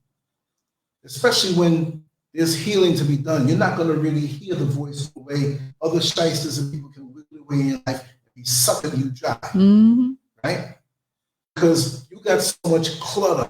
Your house is in order. We're not talking about the physical house, but inside your heart, inside your mind. When it's so cluttered up, you can't even navigate within yourself and think right. So how are you going to hear that voice? Heal up. It takes time. Get all the clutter from inside of you so you can think right. I'm better now than I was last season. I was 5 years and I was 10 years. But on certain levels, I still have more work to do. We have to do that because there's so much pollution and toxicity on all levels, not just the air polluted. What about the spiritual pollution that we're walking by when we walk through the mall, like you said, the club, the nightclub? What are these people doing there? Like, okay, if it's a nice place that is mature and you can dance and you go with friends or your inner circle and within yourself and you vibe off of that. But, you know, you go in there looking for what? Looking for love? A lot of folks looking to get laid. A lot of folks looking for a place to live. They can see, they stand out in the parking lot and see a young lady come by herself. Okay, I don't see with no girlfriend. She's by herself. Let me ease up on her because she's looking for something. I used to buy some clothes. I see it all the time. My thing was figuring out why this person was there, right? Like I would fit. It was like a puzzle, a Rubik's cube. You observe people, you watch it in the element, and we poison ourselves just by being around certain people. I mean, I can see if there's a person here to the left of me, to the right of me, behind me, in front of me, not right there, but let's say it's a house over all around me. And somebody I know been hanging around with this one person a whole lot. They start to use words that they use.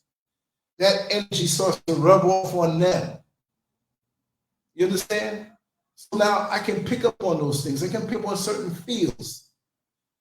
It was when you know a relationship and your man brings his dirty behind in. I'm not saying he's dirty like a mechanic, which is a righteous thing because he's making a living.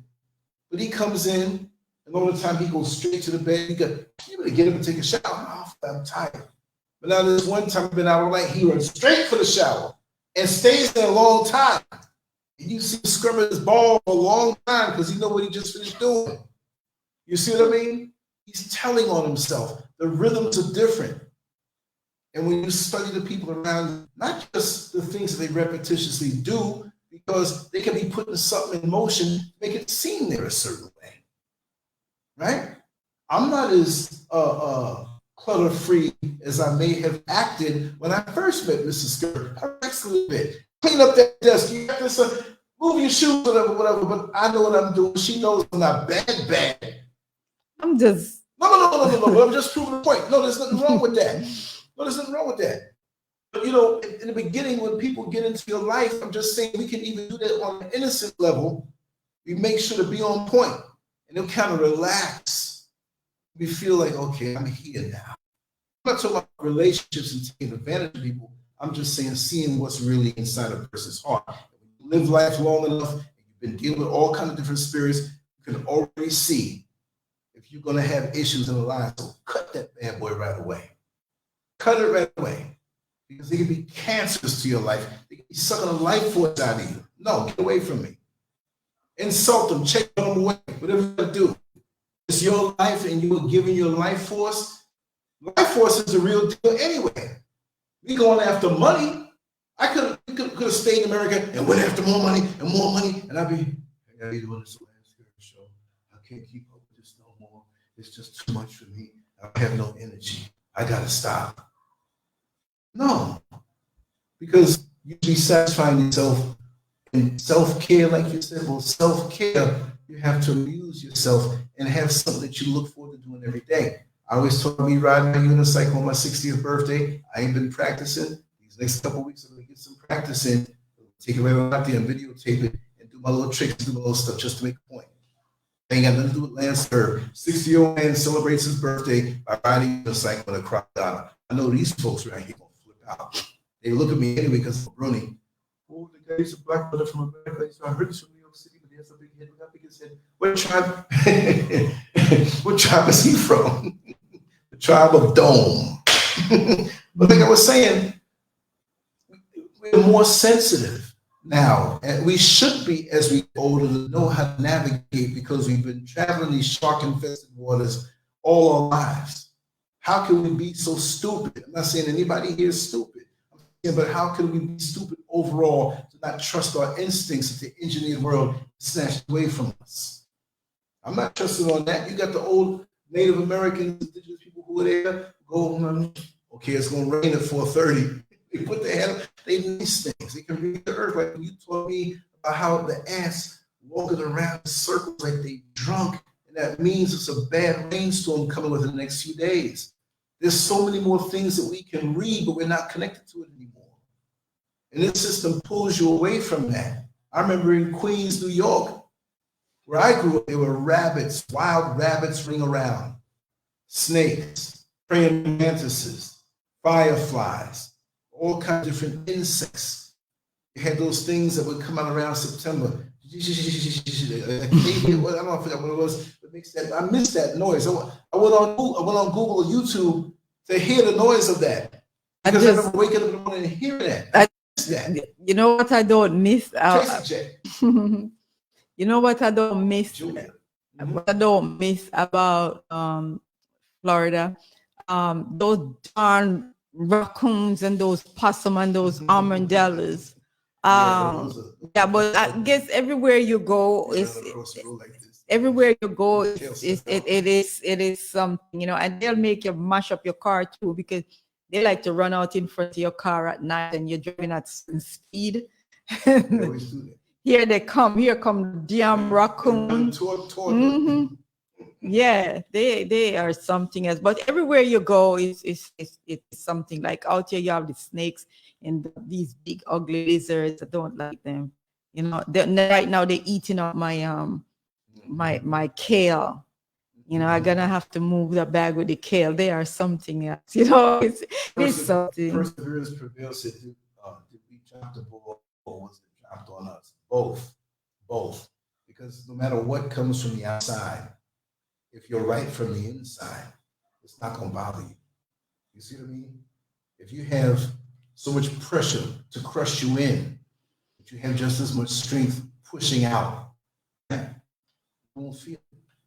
So it's on both sides. The ball was dropped on us, but we have to take some accountability now because we've been waltzing and dancing with the oppressor for so long, and all of his tricks and all the books in the street in the black neighborhoods they used to sell, Philadelphia, New York, Chicago, all major cities, but we don't even have that anymore. There was the demand for that stuff. Now we got these cell phones and we're putting junk on our heads so we're not ready. It's just crazy. If I'm training for a fight and I don't run and get myself right and get my wind up and I get beat, I'm going to get crushed. I got to be ready at all times. And so right now, the way the world is, we slip so much, we got to catch up. And especially with the children who the oppressive forces don't care about us no more. If you're over a certain age, I can't say 30 or 30 or under, they want you. If you're 35, 30, they don't care about you because this thing goes by quick like this. They say, y'all can talk all that sense that you want. We got the smartphones to them. We get into their mind more than you can with your 2 or 3 job working self.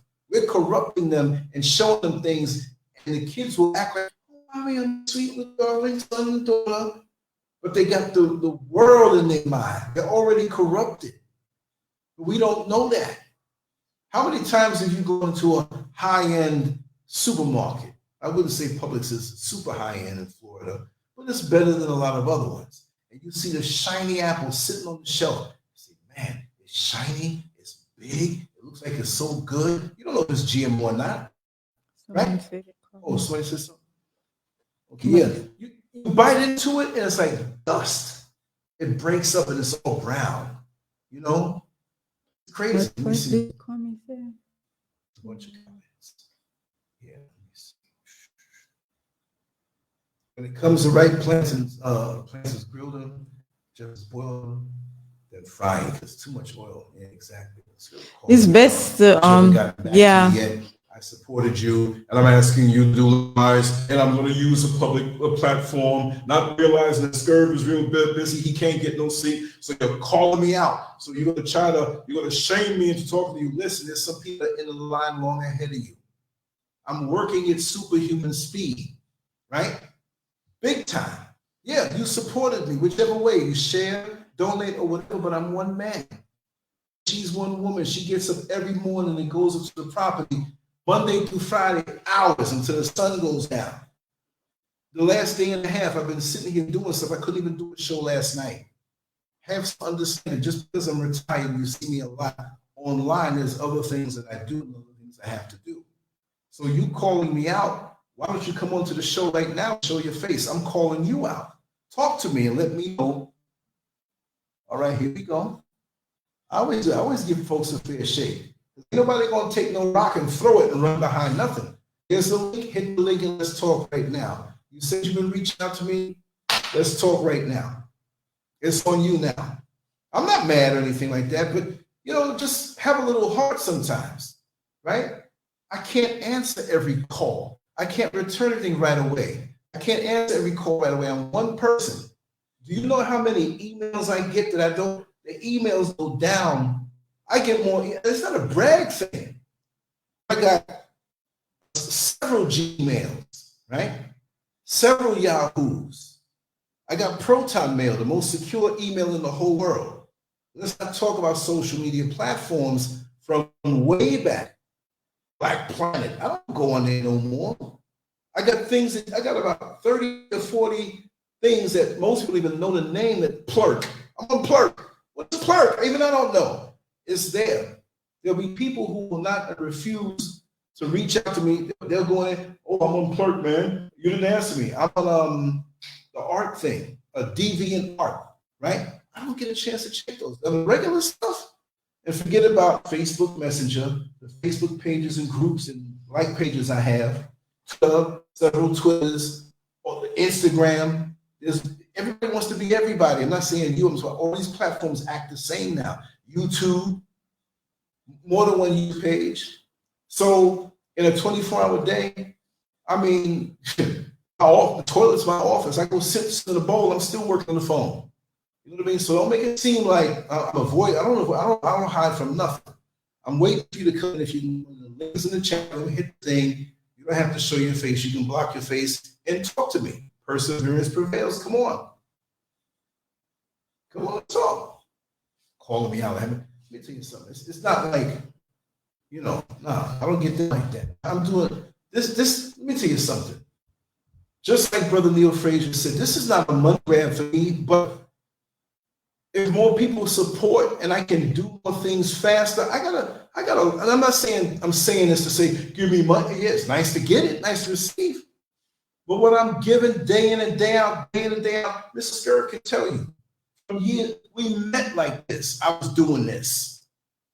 We met and I told her, I said, listen, this is what I do. This before YouTube. This is what I do. I don't really run the streets for this. I'll get your feet on my little computer doing my stuff. When I just used to write and draw. And I was on my days off, or we had different days off. I'm sitting there doing my little pictures. She said, what kind of man is this? If I had to go out to do something, I do. There are times when you know it. I'm not even, Mrs. SCURV would call me out. She would not allow me to lie to you. There's sometimes I had a 2-week vacation off the job, but she didn't, and she's still working. I would still be in that room from when she left.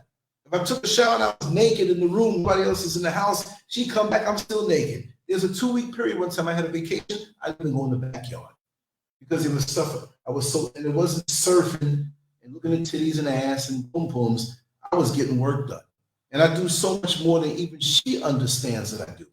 She doesn't know how much I do. I'm not saying I'm superhuman above anybody else, but have a heart and have some understanding that I do way more, and I don't get back anything. I'm not even talking about the money part.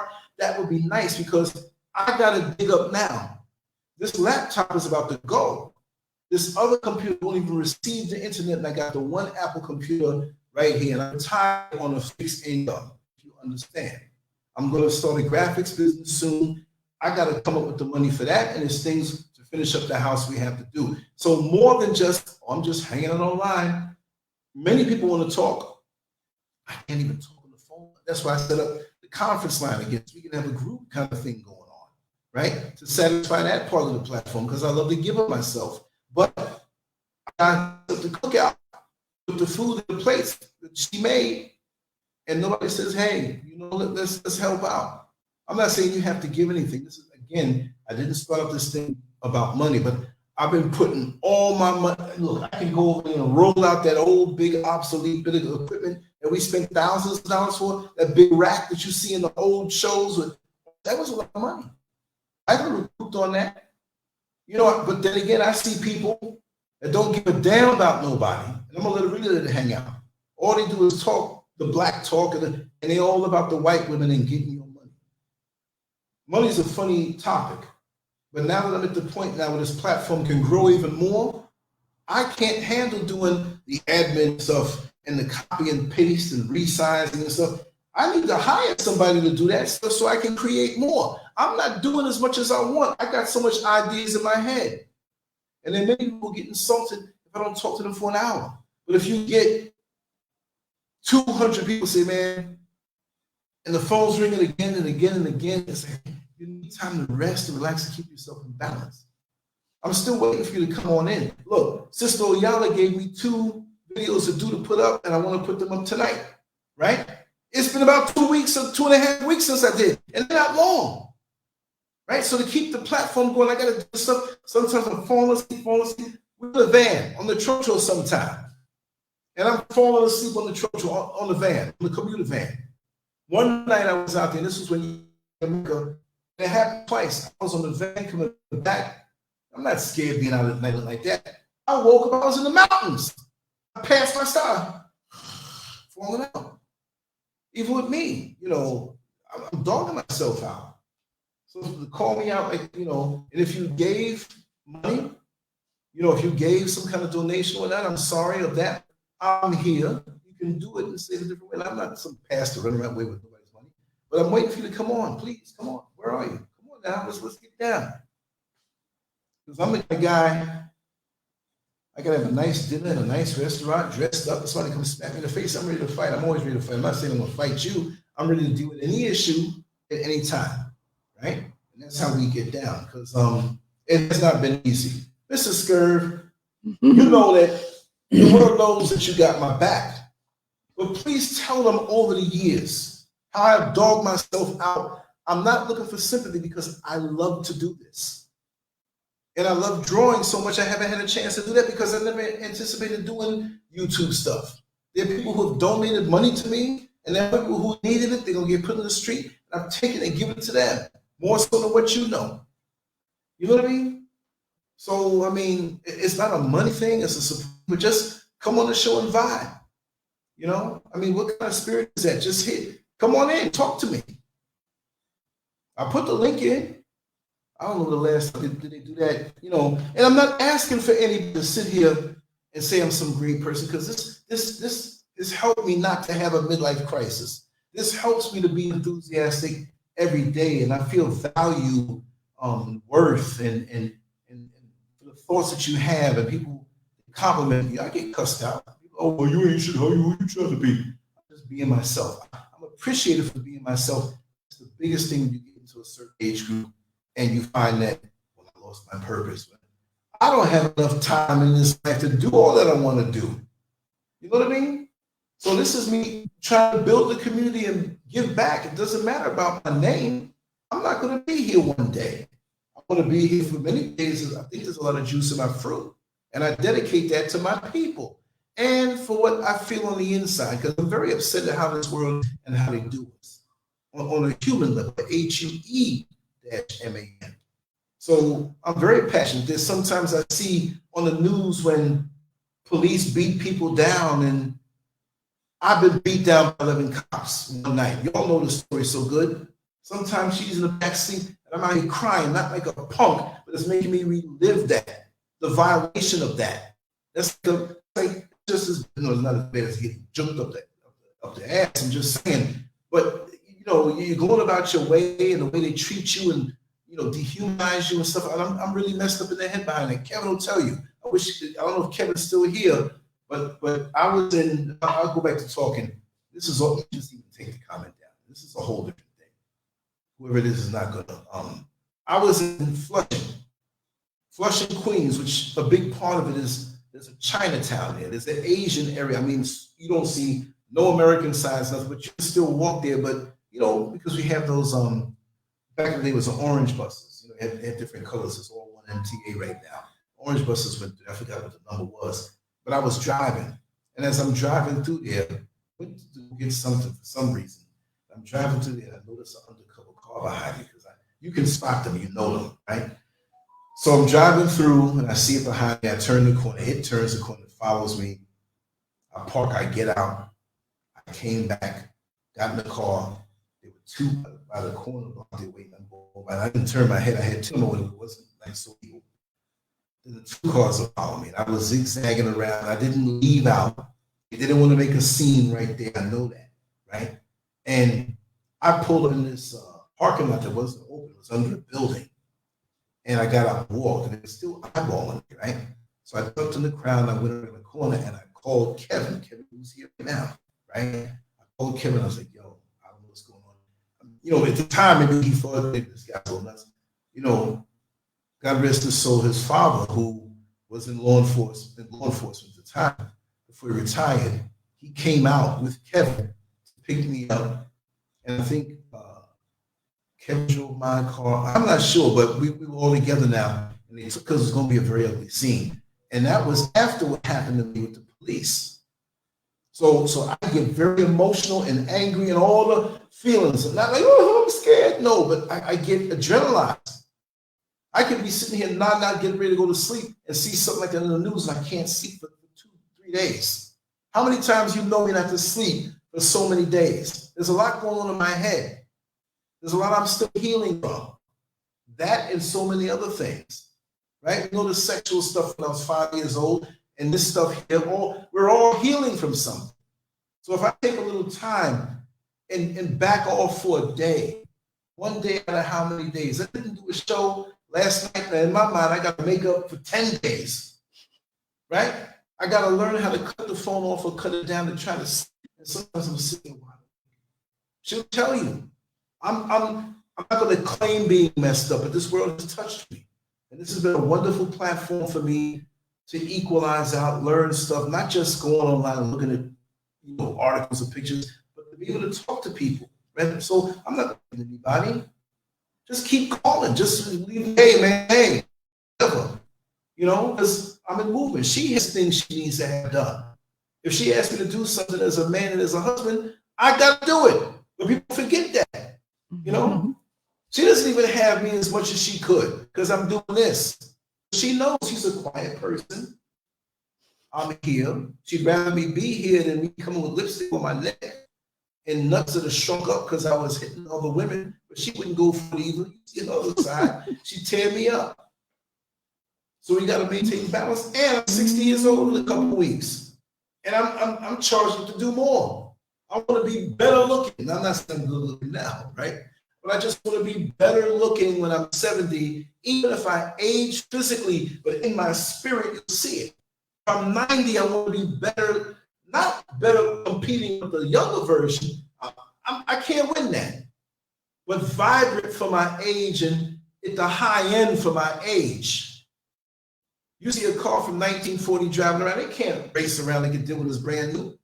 But for the age and the mileage that's on it, you say, man, that's a well-kept car and it still performs good. That's what I want to be until I'm called out. I don't know how I got on this, but yeah. I ran, but yeah, don't come to me like that. I'm gonna, what do you say, blow me up? It's okay. No. Nobody blow me up because I'm going to keep it real. I'm going to keep it real. Let's leave it like that. I'm hungry. Now I'm really mad. No, that's all right. No, that's okay. Not really mad. Now I'm not going to eat. It's okay. Yes. Yeah, wow. But that's all right. Like, because it's okay. My stuff scrolls down so much. I'll check something now, and she'll tell you I'm always on my phone. I'll check something in 5 more minutes. There's 25 emails on one account. So I'm just like, check this, check that, check this. It's like, I don't want to be that way. It happened, and then forget the junk mail that I got to keep subscribing. LANCESCURV, how about these people who talk about your warranty is about to expire from the car that you have? These third party, I'm gonna call one up. Like, what car do I have? You know what I mean? No, I'm gonna cut the insurance early. You need to send me a refund check. I'm gonna tell them that. You watch the frauds. I got to deal with people attacking, trying to break in and hack YouTube channel or Facebook, always trying to hack. They ain't gonna get through. Look at the people. Look what the people that Kanye West were fighting against. They had the other video platform we paid for come and shut me down all of a sudden. And then right after, hours after that, the website had pictures of sailboats on it. I'm like, who got on my website to do that? And I couldn't, if my buddy, called me, took care of it. Yeah, look, years of work. LANCESCURV.com came out in 2010 as far as me buying the domain name. But I was already online heavy for the prior 9 years with content from a site that had a different name. So I took all of that, put it on LANCESCURV.com. In 2010 in April, that domain was there. But I have all the old work from when I first started doing stuff when I was on AOL. And even then they contacted me, I paid my bill. Oh no, I cannot, this is you. So I said, where am I going? This is India. I said, what the hell are you calling me for? And you in India, you know what I mean?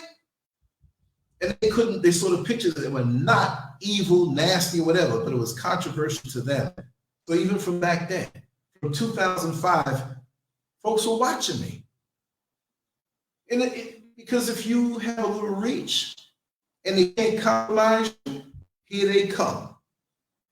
Here they come. There's stuff I notice every day. I don't even talk about it. You know what I mean? I'm not going to say I'm super target, whatever, but because of the people that come to the platform, I'm consistent. I used to drive the bus and they have all the big titty women come sit next to me. Oh, I'm so lonely tonight, bus driver. I'm over there at that hotel. It'd be nice if you can come keep me company. I'm looking at my age and that. And I'm not saying looking like I want to do it, but you're not a single man say, how I get that lucky. It ain't no luck like that. Have hold up and pinned up in something. You know what I mean? I see a different color pop up here. I just wanted to, I can't even hardly see. Dirty Mock. Yeah, when Western society contaminated all cultures. Thanks, much love and appreciation. Right, thank you. That boosts me up. It shows, you know, it's not about, you know, look, if somebody had an old computer that wasn't working, I'm not too old now, right? If something like that, hey, you want to get rid of it, you know? But it's no, not like I have to have this. That's not even the point. The point of it, You saw what the car no, that I drove going to work. the I point, didn't demand anything more. no, but the point what I'll say about, you know, our people supporting each other. I believe in that, supporting each other, because for me, I'm gonna say it, I see a lot of bullshit on YouTube, and our people that support it, and them in there and them comment and them chat and them go on and them make sure them big up the people them and them support everything.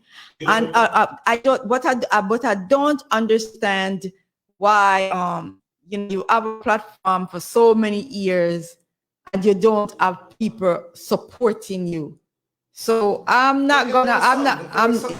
have some people. Yeah, you have some people and you acknowledge the people them that support you. But you have a lot of people and they, you know, they come in and you you know, you're bringing good things to them and, you know, all this stuff, and stay and work and stuff and put out a lot of stuff on the website and, you know, good things for people and all them stuff there. And a lot of people don't support, but you know, you gotta speak on it, because even more people that go on the other people that, like the white people them channel and them support. You see all the white people them support each other, and them do them thing. The Indian people them support each other, the Spanish them support each other and all that stuff. And I talk about something, come on. Yeah, and I see like this, I'm not gonna call this person name, but there's this old stupid dumbass that was on YouTube, and I don't know if he's still there, because I don't see it pop up on there, but I know probably still there. And he talks so bad about black woman and black woman this and whatever and stuff like that. And you know, one black man and just go on and look ugly stuff.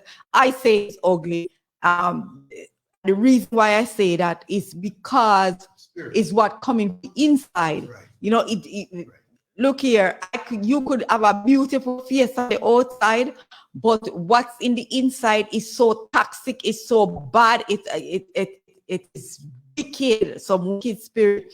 So the things that you do and what this person was doing, I said, I don't know why people, even the first time I saw it, I said, I would not want to watch this, because all the things that this person's saying and their behavior and stuff like that, and a lot of the black women were going on there, they were supporting him. And I'm saying, what the hell?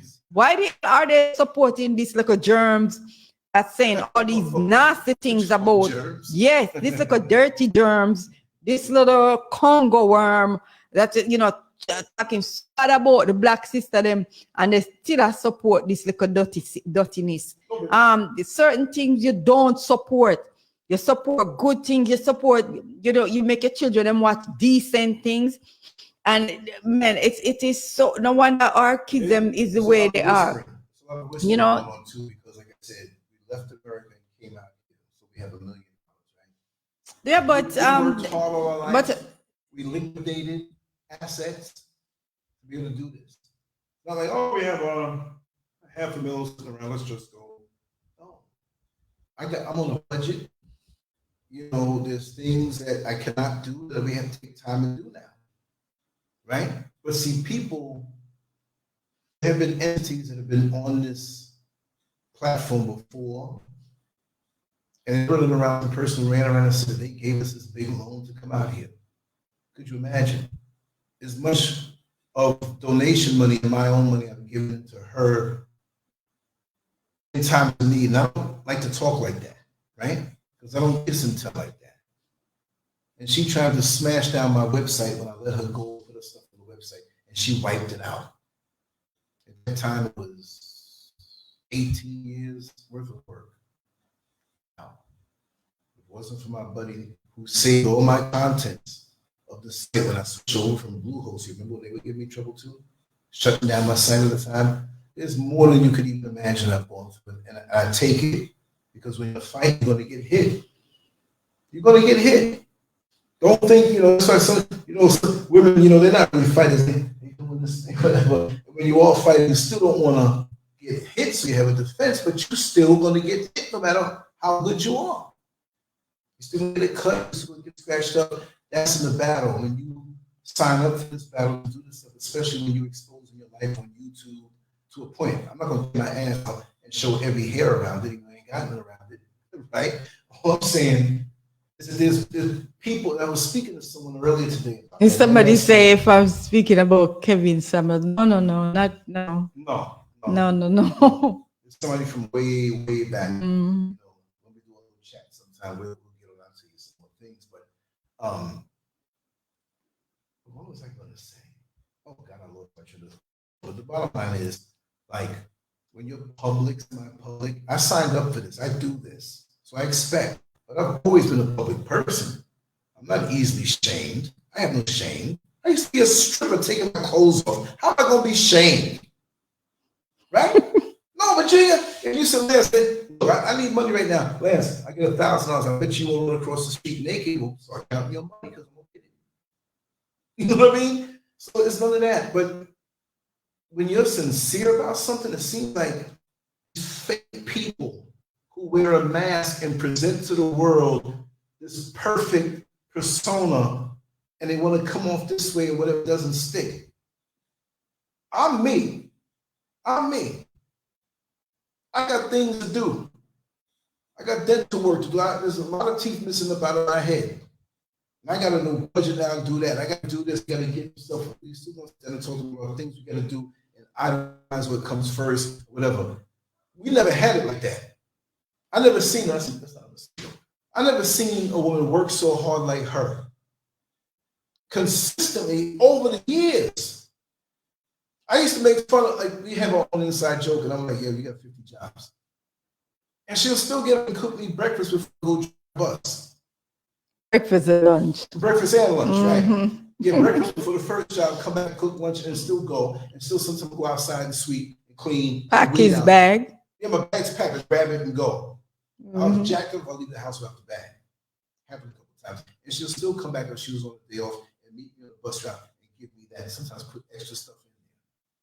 And all the passengers, oh, you got a good wife. She brought you. And then someone like, I ain't doing that for no nigga. Oh, hell no. Pat lunch here. You better be bringing me lunch. Take me to the restaurant. I mean, so the sacrifices day in and day out. I come to the late job, we working there together, coming home 2:30, 3 o'clock in the morning, and still I say, you know what, for the sake of being consistent, for the way down time, let me do something. I'm tired. I gotta get in the drive the next morning, next day, 11 hours. So I'm not saying my struggle is more or more important than anybody else. I'm saying some people think, like, I do these graphics myself. I didn't know how to do it. I had to learn it. Look at my corny stuff from years ago. I had to read tutorials. Everything's different now. I went from a PC to a Mac. That's like driving a stick shift on a truck. So now I'm taking baby steps again. The cameras of this, the cams, the lights of this, these things break down. I don't come out here, oh, yo, I need one. Oh, there's stuff I can ask for now. You know what I mean? There's stuff like, look, I need $5,000 right now. I'm not asking, y'all got it hard too. Y'all got things you're doing too. But if I had 1,000 people give me $5, I can, look, there's certain things I can do. The people I know real close, when the house is done, the real close, not the weirdo photos or stalking. You don't have to worry about a place to lay your head and eat good breakfast and come with us. That might turn into like a little resort type thing. Just come, you ain't got to pay nothing. That's the way I am. I give you the stroke of my back. The loyalty runs deep. If Kevin and his family, I mentioned him because he's on the show, maybe he's still watching, and his family, an extended family too, and something happened, I'm like, man, find a plane ticket for you, come over here, we'll break bread together. That's the kind of person I am. We'll really have some fun. And I'm gonna say it, I'm one of them real ones from back in the day. I'm old school. I don't know this new weirdo stuff now. I'm loyal to a fault. Because if she has an enemy, and I'm out there in the world, whatever, even if we weren't married or whatever, if somebody don't like her, or you don't dig somebody, they my enemy too. No questions asked. You got a problem with me, if she got a problem with you, or you got a problem with her, then you got a problem with me. And we've spoken about community before, that's the kind of thing we need to have. If you mess up some kind of way, we know that's what it is, I'm done with you. I don't care if you were cool at first. We got names, I can mention many names in here. I can say Brother Kwame or Tracy J or Sister Oyala or whatever. Queen Midas, I'm seeing something of them. I just get better, right? If anybody had a problem with anyone of y'all who come to the show, they don't need to come to me. They need to straighten it out first. I'm old school. They don't do it that way no more. You can have an enemy and people think it's all right. Oh, I'm gonna go hang out tonight with the enemy. How are you cool with that? They didn't do nothing to me. No. Well, yeah, they do something to you, but you cool with me? Go, something. I don't. No. I don't. Because you'll do it again to me or to somebody else that I love. Like Nico said the other night with that one rotten potato, jacking up the whole bag of potatoes. Don't come in my bag jacked up. You're gonna try to jack me up. That's the old school New York way I know. I know it's beyond New York City, but that's just how I was raised that way. That's why I'm still here. Because people who think they slick or come with something, as soon as I find out, even if it's not me, if you come to me with some fools, if it's real stuff like, yo, Lance, you in danger. There's somebody trying to do this to you. Man. That's cool. Come tell me. I would do the same thing. That's not guns. That's a violence being real. Because if something happened to you and I knew about it, you knew about it, you didn't tell me? But this stupid gossip thing, and call me, reach out to me, and let me whisper something to you, and so on and so. When you're that kind of snake, get away from me. And I don't care. You can be having a feast in your house, and I could be starving. I'm not going to ask for a crumb. You toss it out to me, and toss it to the dog. And I'll starve to death. That's the way I am. I remember when I started when I started working in corrections down in Florida, and all the officers know me, and the little pickup truck I had was in the shop. And that's when I first started. And down 33rd Street, next to I-4 is a long road, and I lived in the hood at first, and I always did until I got in that situation. And they would drive past me. I wasn't mad, but don't come buddy to me later on. I mean, maybe you had to go somewhere, maybe, I don't know, but there was a couple. There was a Calvin Butler, I'll call his name, I rest his soul, Butler. You remember Butler? He bought that house around the corner from us. He passed away. He was the first guy that I knew, and Bob, another officer, last name Robinson. I keep getting his first name because we call each other our last names. They were the first two guys that looked out for me when I got there. Butler, Calvin would give me his truck sometime on the day. I'm not working. Come around and get it, man. Make your runs and stuff like that. Rob was the one that hooked me up with the pickup truck. You know what I mean? I was starting all over it, and that was when I was in a prior relation, prior marriage, my kids, everything. And I was new down there. I got money from selling my house. I didn't have much left after. I was starting all over again. I had to start from the ground up. You see what I mean? So I don't run from the struggles. I don't run from the challenge. That makes you tougher, especially when you know you surmounted that challenge that's in front of you. And it makes you so strong in your demeanor that people who are the frauds can see it. Like, I've always been Mr. Nice Guy, right? And I am. But I'm hard. Not Viagra hard. I'm talking about hard and not hardened. I don't have love in my heart because most days I cry. Most days I have to release tears and she doesn't even see it. So I'm walking down the street with her and I break out crying. I've been through so much in my life and I don't complain. We all have. But I'm not going to sit here and try to play and be so rigid where I snap. You got the redwood tree and the palm tree. The redwood tree is the strongest tree in the world. Big too. But the palm tree just looks like it's weak. When you put them both, you can put them both in a hurricane situation, the redwood tree is rigid. It doesn't cry. It's not pliable. It snaps. The palm tree will lean back. Sometimes it stays like that after the hurricane's over. But you have to be multifaceted. I'm a human being. I have feelings. I hurt. I cry. I laugh. I'm also an empath. I feel the energies around me. She think I'm crazy when I say, see that person over there? That person's a piece of shit. You know? And maybe it'll take 10 years for you to find out what you'll find out. because I spend a lot of time to myself, and I try not to be a burden on anybody else. I just want to be a plus. When I have my hurt and pain, I go to that little dog that goes up in the cave and eats grass a little bit until he heals himself up. And if she's not around me, what do you think? I know a gang of people out here in a crowd. I know a lot of people. There are lots of people that know me, right? And it's not like I'm going to just bring them in my world all the time. And there are people who could have been closer, but they have different agendas. I'm basically a hermit out here, and I'm good with that, but I get along with everybody. I do have some acquaintances up and down the neighborhood, whatever have you, but it's cool because this is how I do. We were getting ready to move, and we were living. I was with in-laws. I set up my shop, my little table. I ain't miss a beat. Right up until the day we left, the pickup truck was warm. We had our luggage in there, and I was finishing hitting buttons on the computer before I cut it off. And that was the one before Atlanta, from Orlando to Atlanta. I said, as we coming down the runway, they tell you to cut the phones off. I'm gonna hit this upload right now. Boom! As soon as I did, went through, looked out the window. Here we go to the Netherlands, Amsterdam, and came here. Right? So it's a long-standing thing to me. Creativity and the love. It's love. I want you to laugh. I want to give you something organic. There's nothing organic no more. Everybody's trying to be perfect. All spread eagle and so. And I can play that role, and it would be easier for me because it's not like you're putting passion into it.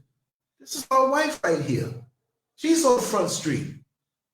You know me, I'm on Front Street. I get all kind of insults and stuff and whatnot. You know what I mean? If I insulted her, what can I do? I can't say anything. I break their neck.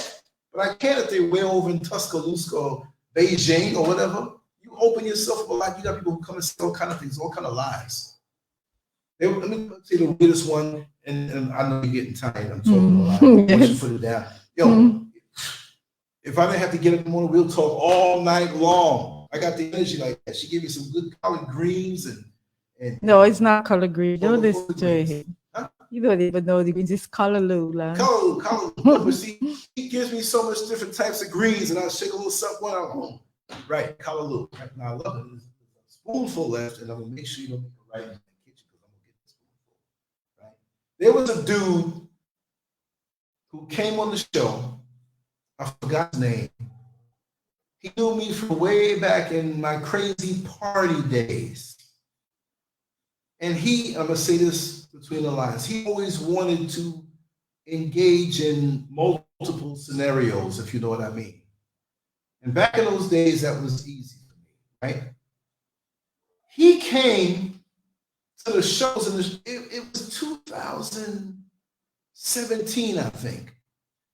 And he went in the chat room and took his time, and I wasn't even looking at the chat room. Yeah, Lance, he always says that he doesn't tell people's business, but he went and he told my business and destroyed my marriage and all this and all that. And I let him have it.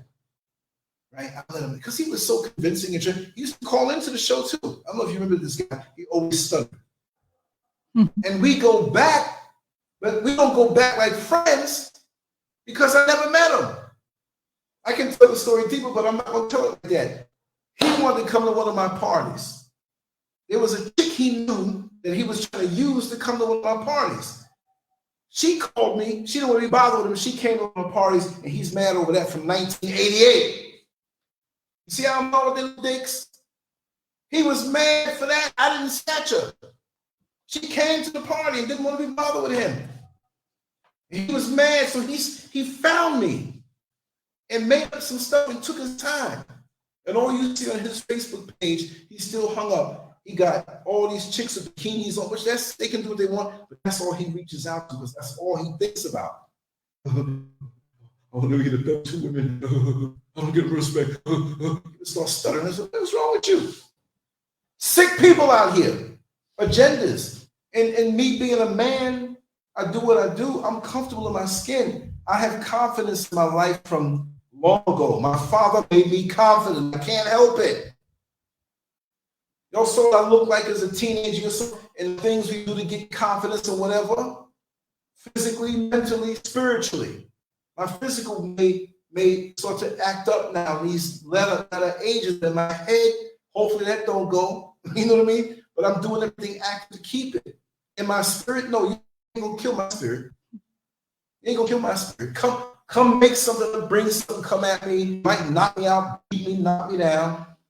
But if you get beat down by 11 police officers, ain't no one man gonna scare you. I'm gonna let you finish talking to the Oh, I know they love it. They love yes. it. They love it. Right? Yes. No, but I'm gonna wrap it down. Maybe you know.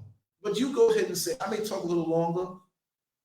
But she's like, no, if you wanna talk longer, you can talk longer. Dang, it's 128. Yeah. Been talking that long?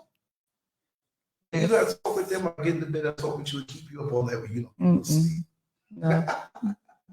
Yes, You It was a pleasure of being here, brothers and sisters. And it's time for me to, get in my bed. Usually I'm in bed sleeping by now. Lance the one that stays up late. But it's always a pleasure here with y'all, and I hope you all enjoy the night.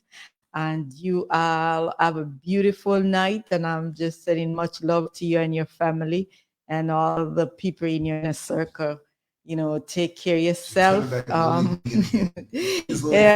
Guidance and protection always, and just take care of yourself. Much love coming from this curve here.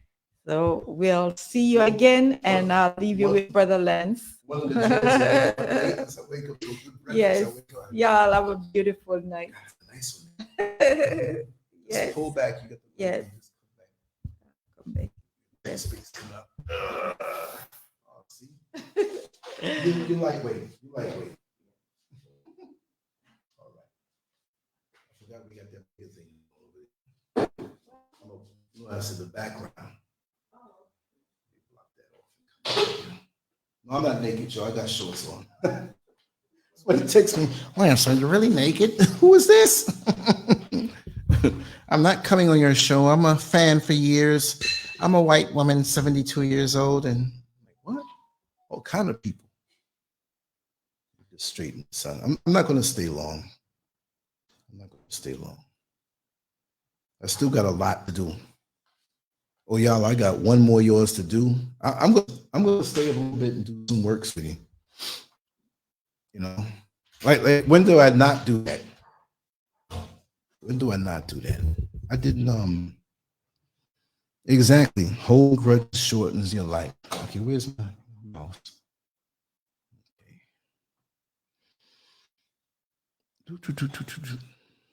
Yeah.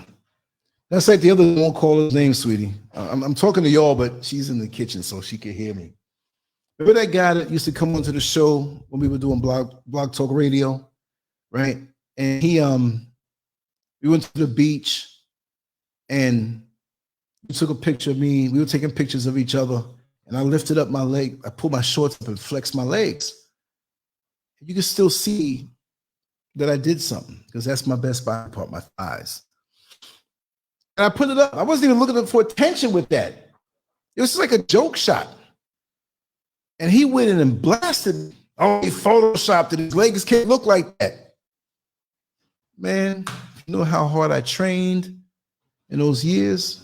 You lose some of it, and natural, you ain't losing it. Yeah. Oh, thank you, Ayala. Yeah. And a lot of things pop up that I have to maintain that are not even a show, background stuff, certain updates. And I have a friend of mine that does that for me automatically because we look out for each other. My buddy who I take his PayPal and I give it to him because he lives in a country where they don't receive PayPal. So the trust that we have, if it's something big, I say, listen, I got to pay you for this or whatever. So he keeps it running flawless, but I do most of the lighter stuff on it. If it's a car, I change the oil, I change the brakes, I change the belts. That's it. Something in the engine, he's got to do, but it's everyday maintenance. That's why you have a thing called Webmaster who just works on the site. I got to work on my site every day. Every time I upload something, put something there. That's what these last a day and a half, I was debating. I was falling asleep hard. I had some time dancing and do my little muscle thing and whatnot. I zone out like that. And that's why I'm glad the conference line is back because some nights, especially when I start drawing again, if you're up and want to rap, I just headphones on, sit here by the table and do what I do. That's sweet. I didn't have that before. I could talk all night then. We'll talk on some things that we can make public You know, if it's a private thing, it's a private thing. And I don't look at it as work, you know what I mean? But yeah. And I'm starting to do some graphics sooner ahead. And so just let me know what you want to do, what size, what it's all about. And you see some of the stuff that I do. If you like something that I do, let me know. You know, the person supports the channel, you know, that way I do it for free. If you support the channel, you know, through the membership or the Patreon or whatever, or we like that, whatever, I got you. But yeah, I'll do it. And compared to what's out there, it's a steal because I'm trying to accumulate. I have a financial goal that I want to do through that, but I want to do work, and it's going to be affordable. And I just have to come up with a name because, you know, we have people out here, you get these nerdy white boys who, you know, look out for certain businesses and grab a domain name and own it. They get it for like $11, $12. And when this big company gets big and they have to have that name, they'll contact that person who purchased that domain name and they'll make an offer to them. So imagine McDonald's or BurgerKing.com, McDonald's.com. If somebody had that domain name, and listen, we'll give you $10,000 for that domain name. Like, no. They're not going to do McDonald'sburgers.com. They got to have that. It's okay. What are you talking about? There's a whole lot more than that. Listen, we're not $1 million. No. They might say 10 million, which is a drop in the bucket for McDonald's. So you have to know your value and know your worth and everything. And so the shadow band panel, which they're really going after numbers now, they started to, I'm explaining something I'm going through right now. You know, I like to keep it real. Let's see if I can find this thing. Okay. Oh, when you get royalty-free music to play on your site, royalty-free music, it's music that they can't say that that's owned by somebody else. It's public. Somebody makes a beat and they sell it. $10, $15, $20. Everybody can use it. Nobody can lay claim to it. Audio Jungle did me wrong, right? That's a company. There's another company that I deal with. But before this present company is around, which really has all kind of unlimited real music. Let me see. Yeah, right? That white boy, Master Glam. They were selling music where it's royalty free. So you can put it on YouTube and say, oh, we're going to give you a copyright strike, which they don't really do anything to you. But a copyright strike is when you have a community guideline strike. That's when they shut you down, you know, and it tightened up even those rules on YouTube even more so, right? So certain things, and I was reading something there, I'll tell you about that, but I purchased a handful of songs that I still have logged on that I'm scared to play because there's one song, what's the one song? I don't know if you remember, I can't sing the song. I don't even know what she's saying, but it dun, dun, into the groove. All right, oh, my love. You know, but it sounds like something with soul. So at the end of the show, I play that. Wouldn't you know, Audio Jungle, they have the right to sell the song to someone. It's their right. They say, if you want this song when nobody else can buy it, I don't know the price, but they'll say, you have to give us. And it's not Audio Jungle, it's the artist that will do this, working through Audio Jungle. The artist will say, hey, $5,000, $2,000, whatever they think the song's worth, depending on how many downloads it has. And the person will say, yeah, okay. Now the person who bought it through Audio Jungle to the artist, they own the rights. Guess what happens? They own the rights. And any revenue that comes from that video, because that song is on there, for the minute or two that it's on there, I have to split it with them. And YouTube says there's a copyright strike. I'm using somebody else's song. You didn't own it before. So everybody who's used that song, and this is what these guys are doing. So if I want to screw somebody up, I can buy one of these songs, if it's popular, and get money off of other people's videos. But that was before. They should let YouTube know. I'm going to contact them because it's not right. All night last night, bring, bring, bring. But one of my Gmail accounts was blowing up. 305, 307, copyright strike, 30, all the videos I had there. Okay, they cooled out. They'll cool out for a while and they'll come back with it. Copyright claim. Here you go. And I'm going to show y'all. I'm gonna show y'all if this thing could show which song it is. Okay, it's a song. It's a video I did about Brother Polite and why successful Black social media influencers must move cautiously, right? And the song is called Hip Hop 2. I don't know why. People always ask, what was the name of the song? They'll make up any name on it, change names around. Let me see if you can see that. I don't know if you can see this or not. I gotta hold it at the right angle, right? Look at that.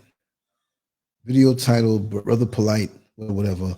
If you look down, it says copyrighted content on Hip Hop 2. Third party, whatever. See? So they didn't know it before. Now, this has nothing to do with Brother Polite. That was the video title. But that one song, all these different video titles now. But my old videos, they make sure somehow they don't get out. And again, like I said, I just do a high volume of content, so it doesn't bother me. Let me see. Because last night they were, okay, here, copyright claim, copyright claim, copyright claim. Okay. Nothing but copyright claims, y'all. This is show because of other stuff. I got to show y'all this. See here? Copyright claim, copyright claim, copyright claim, copyright claim, copyright claim. That's me signing into LinkedIn. That's my dial pad. But copyright claim.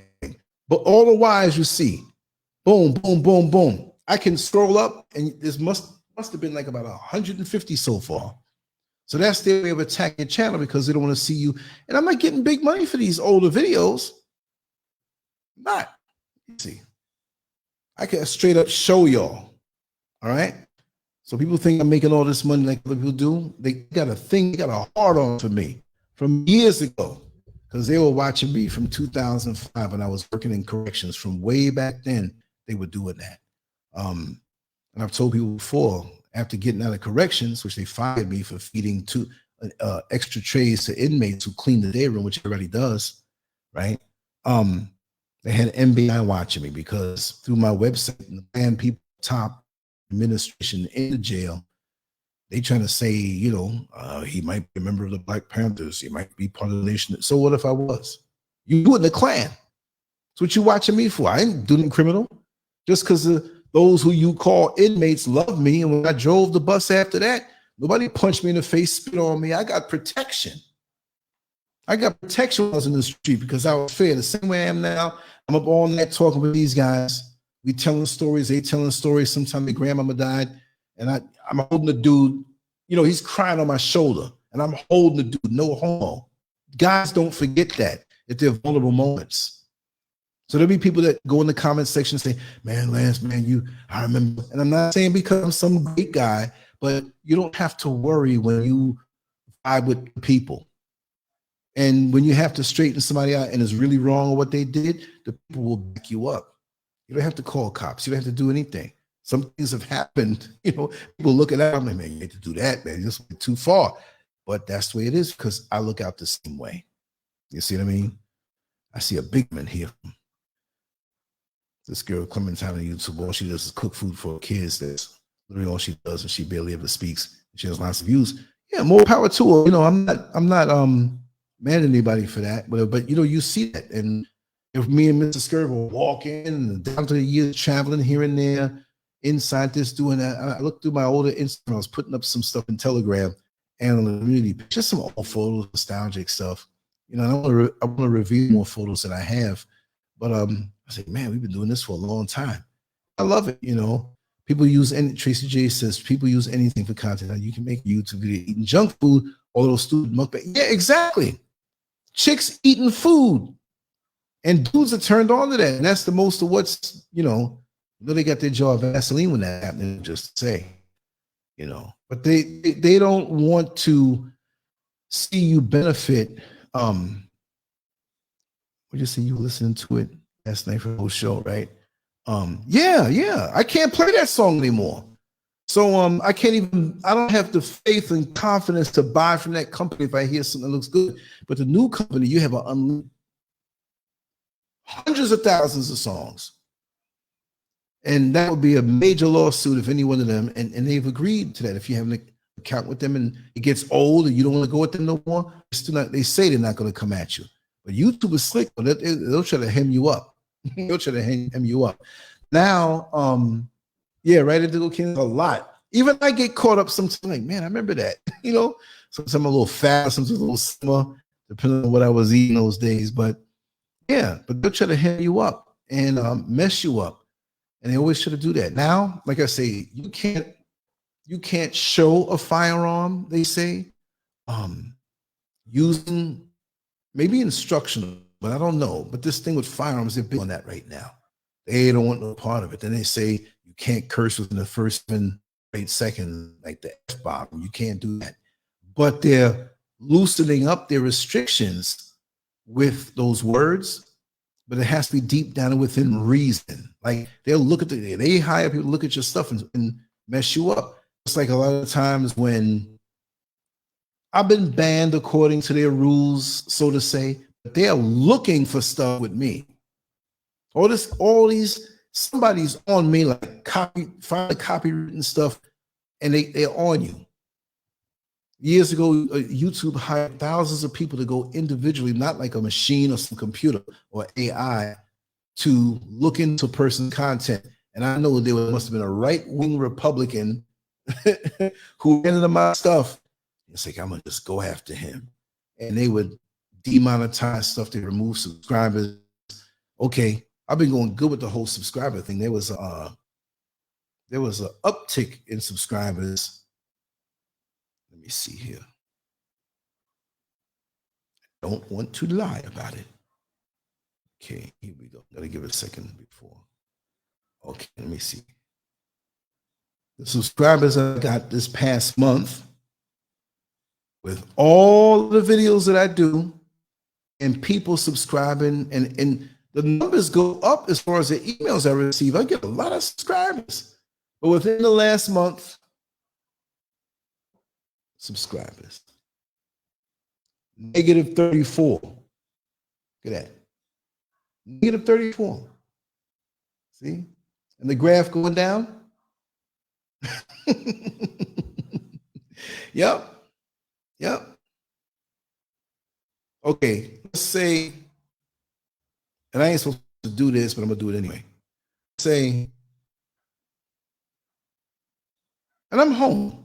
If I don't complain, I can go up on the rooftop, do a video, do content. I go out down by the mall or go here the same way I was when she was gone, America, because her father passed away. I stayed inside a lot. And if I wanted to go out, I would usually go out kind of at night, not late at night, but right before the supermarkets were closing. That being said, it wasn't a daytime thing. Most people could see movements because, I think I can handle myself, but I can't handle a blade. You know what I mean? They don't really do guns out here, and the people are not like vicious like that. People figure before we had the windows closed and the curtains and everything, and before there's 4 other units here, and we were the first ones here, right? And so when the other workers were here, we didn't put nothing over the window, sitting with all the stuff, all lit up, right? You can tell by the reflection how much lights I got everywhere else in this phone. And these guys, oh yeah, they tried to, this guy pushed his hand to the window. I didn't lock it. That was my fault, but they had the bars there. And they were trying to get in. You can't break through these doors, but they were trying to pry it. So when they broke in the house and pried the door open, they were trying to get in here. And who's going to buy this stuff? They get the computers, these other weird things with all the buttons and whatnot. They're going to take it, what they're going to get? The equivalent of $5? Oh, figure it out. It must be expensive or whatever. And I work hard for stuff over the years from way back. People say, oh, you got an app. This is 2023. When did I get that app? 2013, because I had some vision. I said, okay, everything's going mobile. I can get this good deal with this app for now. And it choked me that week. I paid $300 for the year for the app. The next day they had a random offer, lifetime. I was waiting I kept checking.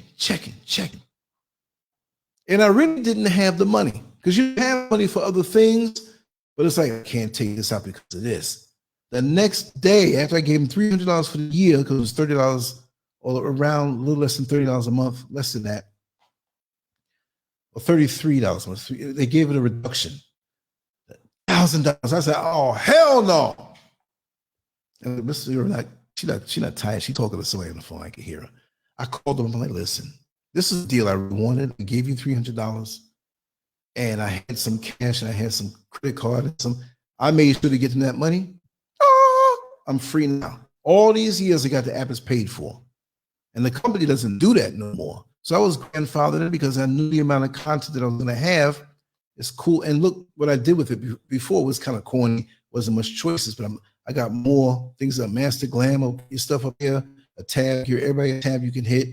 You know, you'll engage with it more when you're like, yes, I'm on this app. See my picture here, bring, and a connection to the playlist, stuff on the website, whatever. So you have to think ahead of time. I paid $1,000 for it, thinking that, okay, just like I found out here, there's a couple up in the mountains. We have our property. Many years ago, it was like 100 years ago. I think it was back like about 30 years ago. You know, we paid X amount. I'm not going to put it over. I'll tell people privately, but we got a good deal for what it was. It's up now.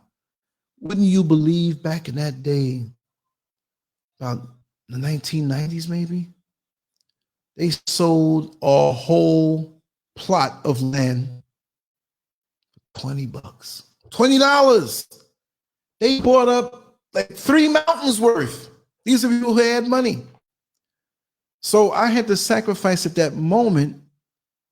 $1,000 isn't a whole lot, but yeah, a whole lot for me now. Right? And there's no look, if y'all see $20 on the ground, I'm jumping in, I'm gonna get it. If somebody's trying to get, I'm gonna beat them to it. If somebody hit, we'll split it. But you have to have the vision to know what you're doing. Back then, 10 years ago, I knew I would be right here, right now. Creator willing, right? And there's things I'm looking to do now that I'm going to get a deal on, but I gotta wait, but I don't really need it right now, but I know I'm going to need that in this creative journey. There's things I buy and I put down and I don't use it for 2 years because there's something else that goes along with it that may be more expensive, but I got to get this thing now because just different stuff. Then create, then answer back emails when you miss one, they're going to blow you up in the chat room. I love it. I love it. And I'm not making a lot. They got me that way. They ain't stopping me. They hate it. And I'm on platforms. That's the way I am. They're never going to stop me. I take their last breath on this earth and all that stuff can haunt them. You know what I mean? And y'all can do a Kevin Samuels and repost stuff and whatever. Like they repost all his stuff. You know, I give it away. You can use it. Give me a little credit. Say, hey, this is where I got it from. The art and all that stuff. So it's public. So yeah, these analytics, man, I watch my analytics hard. And it's just a way that as much as I get as far as new subscribers, they strip them away. So every now and then, check to see if you're still subscribed because they will remove it. It's like right now, you know, I've been stuck. Before, when I first moved to Ghana, I was at 108,000 with a spring of something. 100,000, 800, around 900, 800. I was like, yeah, I just need 100 more to get to 109,000. As soon as I got close, they pulled me back, right? And then when I started doing some of the shorts, which I haven't been doing, I'm gonna do a whole crap load of them on a regular. There's a one there with Brother Kirk, who calls himself Django Unchained, and I did a short off of some of new stuff or old stuff. That bad boy hit 1 million, straight up. It hit 1 million, 1 million plus. So, okay, let me see something here. Content. I may have to go. Okay, here I'm gonna show you. So by visibility. No. Most viewed. I don't know if you can see it. Okay. It's going to be hard to get this right. See, they have the integration destroy a thriving Black community. You can see 1.1 million views. He did another one that's 397,000.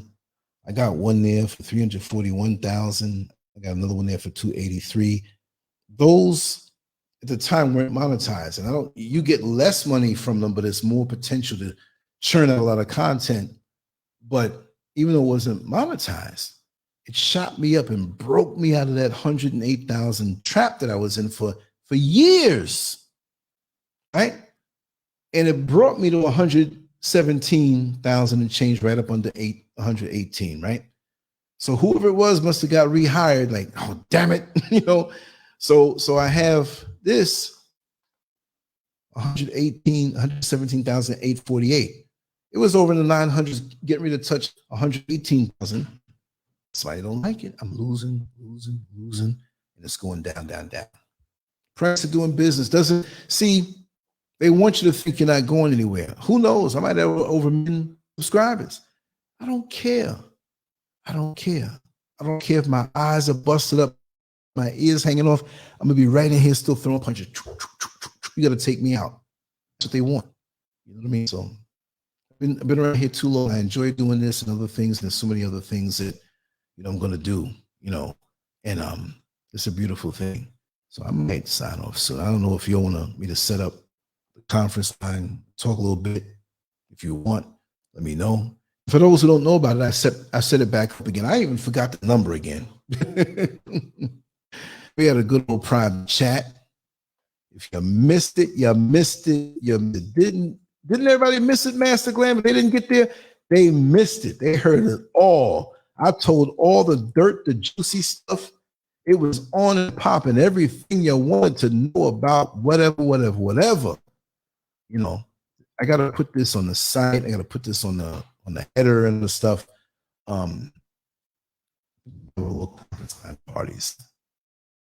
I'm just gonna drop this in. The number you need to have. Like the teachers in school, when they're hand feeding you the answers, and you're going over a review, and like on the test, this might be one you need to know and to remember. I'm telling you. Everybody gets 100. And there's always that jerk that, I don't know, I got 60. You know, so here it goes. Put it right in there. You need to have. All right. Oh, you want to do it tonight? Yeah, we'll talk a little bit tonight. For as much, I gotta be up, so I'm not gonna be up 5 hours. It's already 1:55. So wherever you are, it's got to be 55. Something 55. So it's got to be 9:55 for those on the East Coast. So it's 1:55 for me. Mrs. SCURV just hung up. Unless she's going to doze. Unless she's going to wake up a couple of hours ahead of me. So if you want to do this, we can do it. We can do it right now. I'm right at 2 hours and 54 minutes. We've been talking. I'm going to play a few songs. If you want to go there from now, remember, if you go on the conference line, you're the only one, you're not going to, there's nobody to talk to. People have hit that, and it lets me know if somebody went on there by email, but I might be sleeping. If there are 2 people, then you can talk because you'll be able to talk to each other. And if not, you can wait there, right? Just so only make sure when we go on there, mute yourself because of the background noise. You may not think it's a lot, but that I had the conference line on, and I did a boxing show where a lot of people started doing that, where you want to pay the fight, watch the fight, but you don't rebroadcast it. You get in trouble. They will shut your channel down like this because you're rebroadcasting something that somebody should pay for. And I understand that. But if you got to turn it down, you can't make the sound go through either. But if I'm watching the boxing match, I'm like, oh man, Manny Pacquiao hit Mayweather with the left, so and so and so and so, and just keep. I did that. And within like, how many people? I had like at one time, at one point, it was almost like 15,000 people at one time that were on the stream. I was like, whoa. By the end of the night, it was 62,000 on one show. And because, you know, they're going on to the next thing, right? I remember I did a Blog Talk radio show after the Madonna Adrian Broner fight when he lost. And then I did a conference line, and the conference line is 100 people capacity. That's too much background noise. Then you got the people, yo, what up, man? You scared? And then back, somebody barking, somebody having sex, somebody laying in the bed farting. Man, I was like, yo, I had to mute everybody. Then there's a way that they can unmute themselves. It was too much. I had a person who was coming out of the fight, who was there at that fight. They were in the parking lot. This incident is amazing. It is very amazing. It reaches so many people. I remember we did a Blog Talk radio show, and there was a guy coming out of the bar drunk, and he was cussing out, talking bad about women, but he was funny, a white British guy. And he went outside and got to a fight. And he was on his cell phone. The phone fell, and you heard him getting his ass whipped. You can't make this stuff up. It was funny. I love it. I love it. So anyway, yeah. Indigo King, yes. Yeah. We gotta make people see this now, right? Yeah. Did I hold back, Tracy J? Did I hold back? I'm not looking for attention from me. I'm saying for those who watch this show, it's not always, right? We're gonna go like that because we'll do conversations that I'll upload, right? But if you want it private, public, you'll let me know. Y'all may share some private things. I'm not gonna put it up. I'm not gonna save it. The ones we did, I destroyed. I'm not gonna screw anybody over that way. You know what I mean? But yes, let them know. Yeah, Indigo King, we gave it up that night. Yeah, I told it. I told the nitty gritty.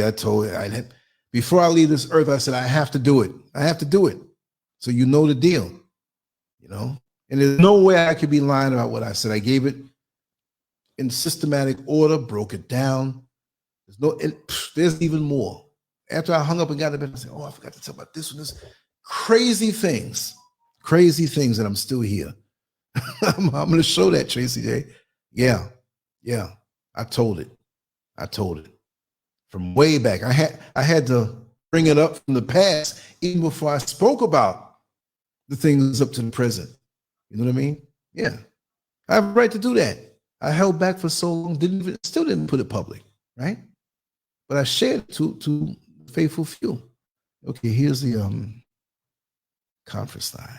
Tracy, say conference line, please.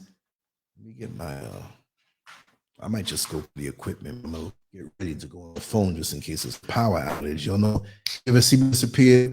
Sometimes it blinks for like 3 seconds, boof, and knocks you right out. Sometimes it knocks you out, lightning strikes, and you're out for like 5 hours. I'll always come into the phone. Since the show is through the cloud, it stays right there, and I'll be back. I'll go right onto the phone. But now I'm gonna go on the conference line shortly. That is the number, whoever's watching the show.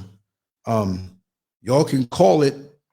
Y'all can call it just like with the chat room on the site on LANCESCURV.com. If 2 people get on there, like say Indigo King want to talk to Tracy, Jay, say, hey, I'm gonna be on the conference line, 3 a.m. This, you work it out time if you're different time zones. And I don't need these. I'll just put those other ones on. Then poof, you just wait and y'all can talk. Y'all can talk. You know what I mean? It may record automatically, so don't just talk, I'm gonna hear it. And lots of times I don't even go to hear, like, oh, they're on there, I'm listening. Say, hey, Lance, destroyed it. I'll be like, all right, no problem. It's paid for the month. I'm gonna pay for it for the year. Everybody can use that. Ain't no problem with that. Or if you want to use it, like, and say, for example, you want to do a conference call in a real business thing or something, just let me know. I'll give you the thing to make it private, and it'll be private, and I'll download the MP3 and shoot it to you. It's already there. You know what I mean? So if we get down and you support me that way, you get all the things that, I have. That's the way I am. And building mentality here. If I got it, you can use it. That's the way I am. Here, take the car keys, take the car. Don't bash it up. How you gonna bash the conference and talking on it, right? Can't do it, right? Everybody trying to get more hits than the next person and all this stuff. I don't care about that. I like the loyalty and I like the, and we're all allowed to tell as much as we. I don't have to know everybody's business. If I tell some of my stuff, that's on me, right? But I'm not, well, you need to tell me. Come as you are. Just like when you go to the beach. I always use this analogy. 10 people go to the beach. Some people don't even go where the sand is. They stay up on the boardwalk and put a little chairs back. Some go way out to you like, oh, damn, I hope they're right. I just see their head bobbing up and down. I hope nothing happens out there. Some people go in the sand, don't even, they put their toe in the water and it comes, ooh. Some people go knee high, waist high, breast high, shoulder high. You decide how deep you go to the beach that's on this side of the platform. Just be cool, respectful, and we can disagree. Even the regulars can disagree with me. I'm not gonna be all mad at you now because you disagreed. No, I'm not like that. I gotta grow. Y'all can teach me some things. I don't know if just because I'm sitting over here with all this fancy graphics and all this stuff doesn't mean I know everything. Nah, no way. So I don't even get down like that. I don't hold them grudges because some people, you got to block. They just bring in confusion and bring in trouble. Sometimes you just got to get rid of certain because that's just the way it is. Right now I don't want to hang out in front of the bodega no more.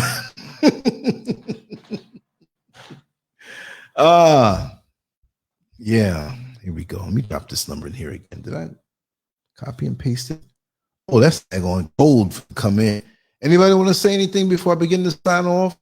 Stamp your voice on the actual whatever for a few minutes, if so. If not, we're going over to the conference line. Of course, as I play the music, I'm not there yet. I'm gonna go through the computer flow, and then I'll eventually go to the phone, and I'll do my work as I'm talking, and everybody can talk together. So, if you want to go there now, you can go there now. Just play the same usual songs. I'm gonna download more different stuff too.